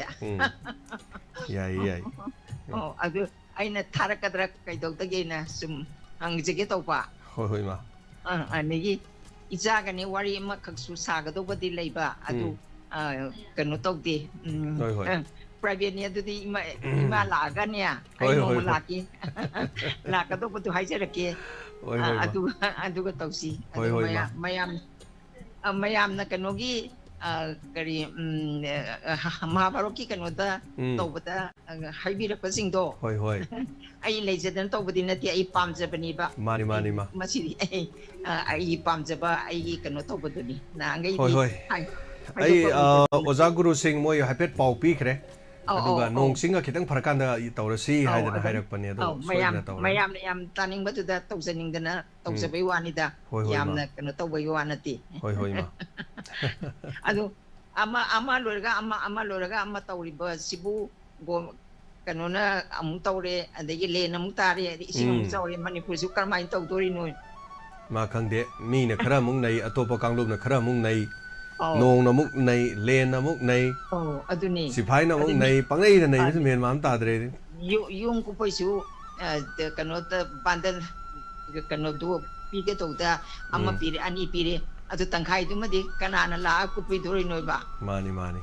aduni adu khangde akoina di hairubadu ngamchaponati puningda sum khanjabai wani anda akoina su tawbasu ngampote tawba ngam kharabudi lupa lising tara lising manga lising tara aduma ip da kharabudi tawje adu yamnadi tawbudi ngamponati do hoi hoi ma adu tawjabani da tamjarge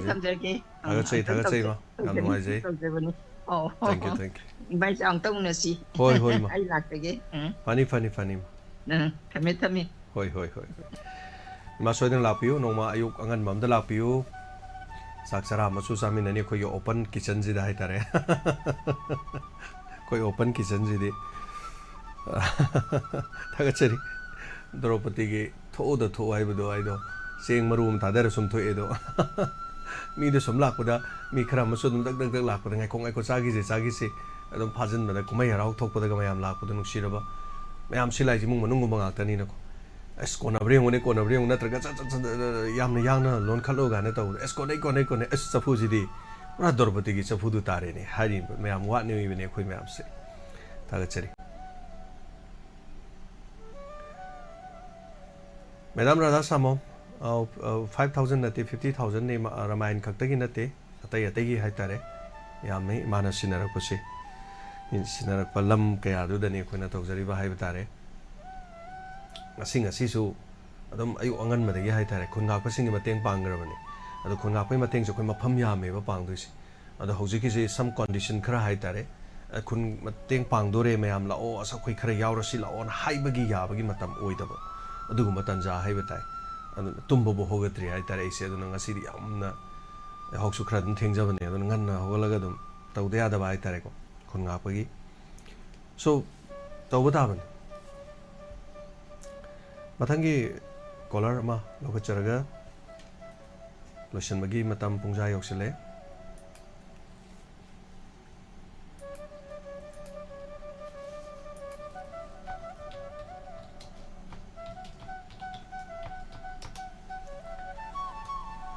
thagachari mayam panobak sigi live streaming da yaubiri basing Leo Manipur thagachari Leo Furnace thagachari abe wenam ising chawbagi se Manipuri mafam ayambane ai usari se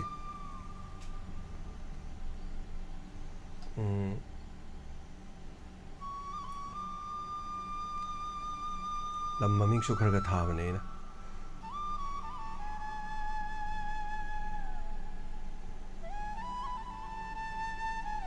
Hello sir. Taram Luxury. Lang ho pwede sentari. Asanda tu ising chow na. Kaya am sauragi may yum daga chang bro. Yum di chang be. Labo tu lang gre. Ay mathangi numajing talaga. Hoi. Apiu. Dona gitu. Apiu. Donargi mitasu imabel singyaringe lapiu. Koi phammaga koi ai side sonane nong tara june somna kangi tin khan gane ba.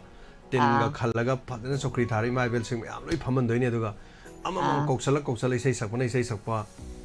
saireng thibna si manung da to hondoine. Sahi ama sure ba ko koi lan sina koi mayam se lapthok na kibda sum lapthok na kidore na ko. Aduma tawjabani miyoi hojik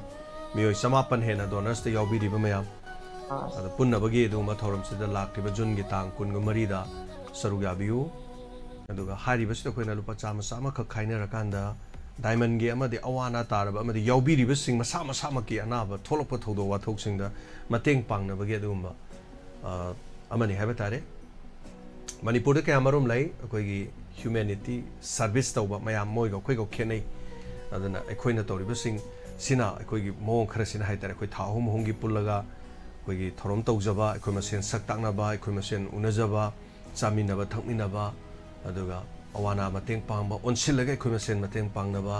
अदुगा तोंगान तोंगानबा अखोइगिना TV channel सि ओइबनिना TV channel सिदा नत्रगा radio सिगी खुथांगदा अखोइदा वाकलकबा अदु वाकलकलिबदो मरम चाबा अमसुंग चादबा येंगाकांदा अखोइना कदाइ वाइदनो हानि येंबा हाइबा तारे कोई वाकलकतबा सिंगदा अखोइनादि कसु ngамudaba yawi adubu akhoi thijanjai masi kram hai tawsige nainaraga tawbusi yaw aduga akhoi tawjaragdiba sigi haiba tari sahi sanglo matamje akhoi tawjaragdiba sigi hoina foundation day lagliba jun gi tang kun mari aduna adom hanagi sen thidoktaba yawrabasu karimda khanbirunu tha ma khaktang ani khaktang thibirakan de active oibiu sel thide haidana yomda sen thoba lakadaba kaisu leite maming lauk thorokadaba kaisu leite aduna adom gi लेरबसु लेत्रबसु खुइ मयाम पुनमंगना हाइबा तारे मतेंग पांगमिनदना अवाना तारबसिंग से खुइ चंगसिन मिनसे अदुगा अखोइ अखोइगी साइ साइगी थोलक हेक यावरिबा member अमने accident थोलकपा chronic ओइबा disease अमा लाक मतमनो खुइ ओनसिलगा करिगुमा लाइबक थिबदगी member अमने लेखिदबा थोकलगदि लेखिदबा member अदुदा अखोइना ngamjaba अखोइगी माइकैदगी हाइदरबागी मथौंग मंगम पांग थोकपा नंगनबा सेलगी तेंबांग अमा पिजै हंदकिसु अखोइगी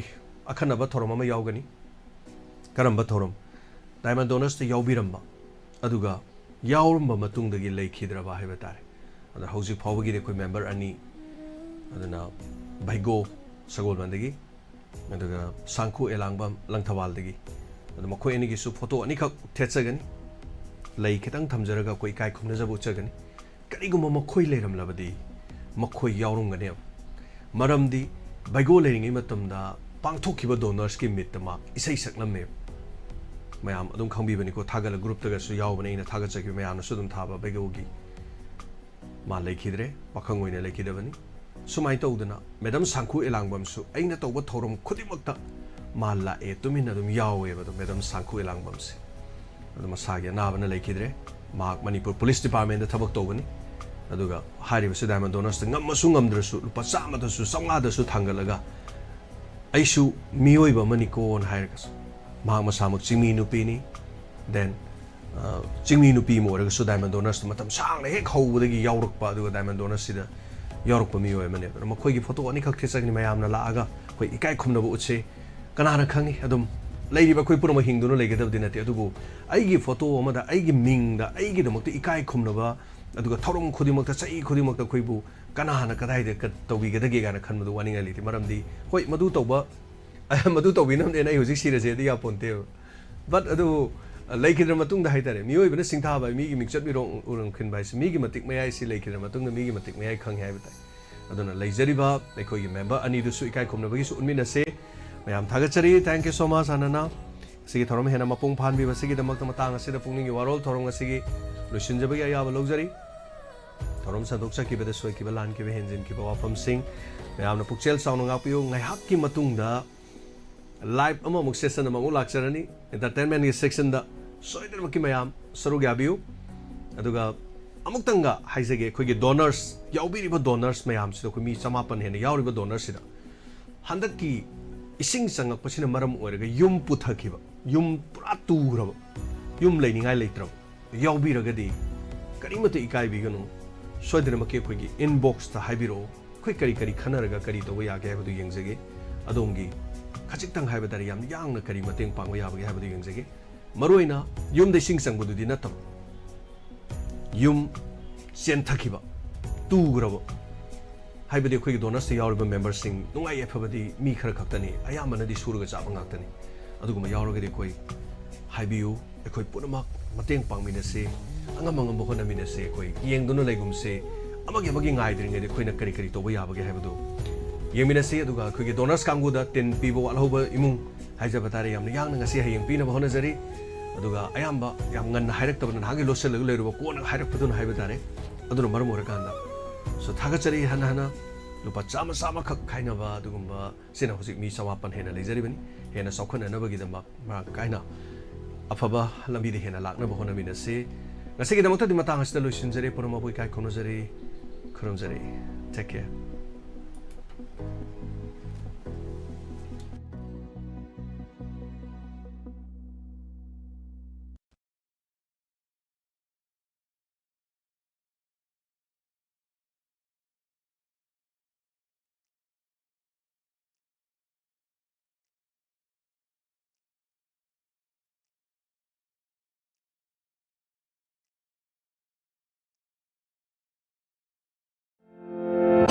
Eastern Lily packaged drinking water gi agent amadi dealer pamjai area singdi Impal East West Nambol Thobal Lelong Samro Mayang Impal amadi Uchiwa loinana khudong chaba singdi tha khudingi amadi chahi khudingi target toba singda akhanaba price thamjari Eastern Lily packaged drinking water asi haksang phananaba minerals haibadi calcium magnesium amadi potassium yauraba drinking water ni ising asi lok ki ising digi shemba ising agent oibening basingna call tobiu 9863473655 loinana 9615668117 Eastern Lily packaged drinking water hokji miyamna khwaidigi pamnariba minerals hapa packaged drinking water ni Eastern Lily DIS amadi phasaine approve tobada natana quality maintain tongna bagi damakta aikoi gi laboratory da nungti gi test toraga miyam de holiday sing ni pure loki sing da bi loraga semba thakna bai sing ni Eastern Lily loinana bottle quality maintain tongna bagi damakta company sana bottle su kamjaban calcium magnesium potassium na singba mineral sing suna yauraba Eastern Lily gi thakna bai sing ni haksang phana thamada aphabai sing darkar oi adomna aphabai sing season agi khalak pami kupta Eastern Lily bu ning sing biro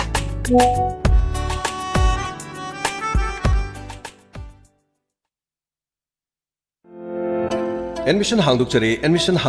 Brilliance School Malong Tulihan Maka Imphal West Class 11 gi Science amadi Arts ki oina 2024 gi admission hangdukchari khudong chab singdi 70 PC dagi na 79 PC fawi manungda leiba mahiroi sing admission fee logzaro amadi textbook free oijagani 80 PC dagi na 89 PC fawi manungda leiba mahiroi singi dama admission fee logzaro amadi thagi fee logzaro amadi textbook free oijagani 90 PC gi mathakta leiba mahiroi sing admission free oijagani loinana thagi fee logzaro amadi textbook free oijagani loinana uniform free 60 PC dagi 69 PC fawi manungda leiba arts ki mahiroi singi dama admission fee logzaro masi khakta natana tongan ba mahiroi singna khudong chaba kaya marum bijari akak naba sit masing khara khaktani nupa masa amadi nupi masa singi tongan ba hostel gi khudong chaba leijari transport bus amasung van gi khudong chaba leijari hen akupa marum gi dama call tobiu 9612171646 amukana 9612171646 Brilliance School Malong Tulihan Makha Imphal West Admission open New Era Higher Secondary School Thobal Okram Wangmataba Haukiba chahi 2019 dagi kosemna loba class 12 ki exam singda school asigi position holder kya puthokkiba danatana haukiba chahi 2022-23 gi session gi oina su position holder nipan Inspire Award marpudraga mathoi letter mark student lising amaga chamri kun gani pan first division chamaga ni futare puthoktuna Manipur pomagi ahan mamapam kanmang ngam kibagum English singani kun go humde kun gamari gi session asigi su position holder tarataru Inspire Award chamaga ama letter mark student lising ani ga chamapan kun gamanga subject topper ama loinana apunba mahiroi masing sangwa ga humpumathoi exam saru gyabada 100% first division da pass tawduna amuk khana Manipur pombagi ahan ba fida kanba ngamlaba school masida sunatna state level competition kya da ahan mamara kya so leptona purokli New Era Higher Secondary School Thobal Okram Wangmatabagi anoba session English singani kungamari kungamangagi class 11 science ki form thaba hojari admission form pisan bagi aroiba matam bosem gi result haido kibagi thangnaba numit phawba oijagani loinana school asida mahiroi sina kanaba phangliba singdi computer class soundproof smart classroom Wi-Fi campus all classroom CCTV camera monitor nupa masa amadi nupi masa singi separate hostel and boarding sports club library soundproof study room 24 hour mai gi awat pale hendraba chahi amada numit chani ga kunga mangani mahi tamba phanghaliba extra curricular activities career counseling pomnamak phanghanduna ahen baloksin piba da nathana hosteler singi subject khudima ki free coaching class kwaidagi aswanba mahiroi singi special remedial coaching class piduna oza singna kathokpaga loinana tungi mirol gi damak semgaliba school asida adomadongi isa singbu ming chansin biduna isa semagi thodang lominasi icha pokchabagi chauthokchaba phangminasi akopa marol gi damak call tobiu 7085247055 loinana 8837040537 amadi 9612915991 Paujen Jariba New Era Higher Secondary School Thobal Okram Wangmataba Hangduk Chere Isaac Thobal Inkalaliba Naharol Singidamak Amadi Mahiroi Singidamak Isaac Skill Knowledge Provider Center Thobal Okram Wangmataba Thobal Isaac Thobal ngasi Manipuri mayong nariba situation asidi yenglaga masana masagi thabak pijanabagi pandamda Isaac NSDC na certified tawgadaba skill training ki khudong chaba pijari coursing adudi ahanbada certificate course in computer concept CCC anisubada certificate course in accounting with tele amadi nupi masa sing housewife sing amadi transgender sing gidamakta certificate course in basic of beauty hairdresser and bridal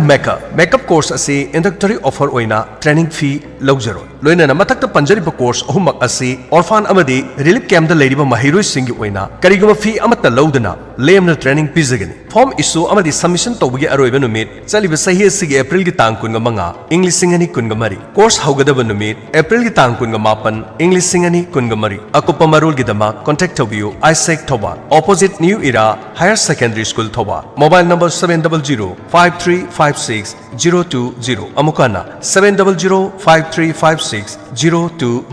adom tonga ba computer gi course ke amarom di tamba irailai adubu luri badi mahi so hiba amadi asengba certificate paibadu maramasina khudong chabasi lobiho khanghan zariba akoijam Biswajit Center Manager Isaac Thobal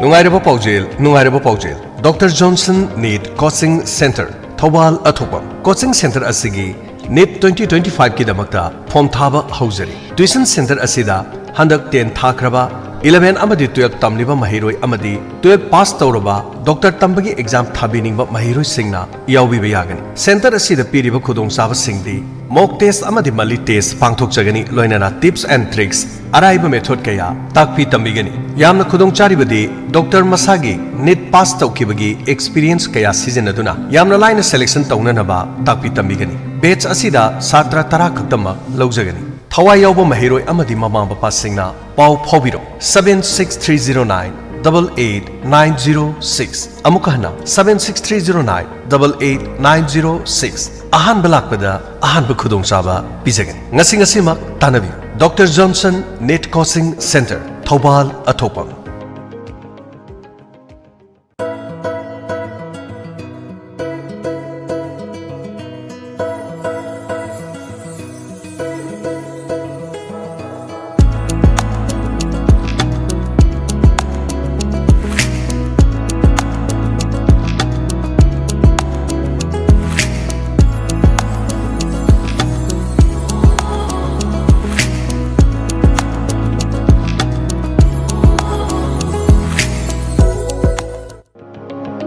Nungairabo Paujel Haukiba April gi tang kun ga taruk English singani kun ga mari yai faraba irai numit asida imoinu west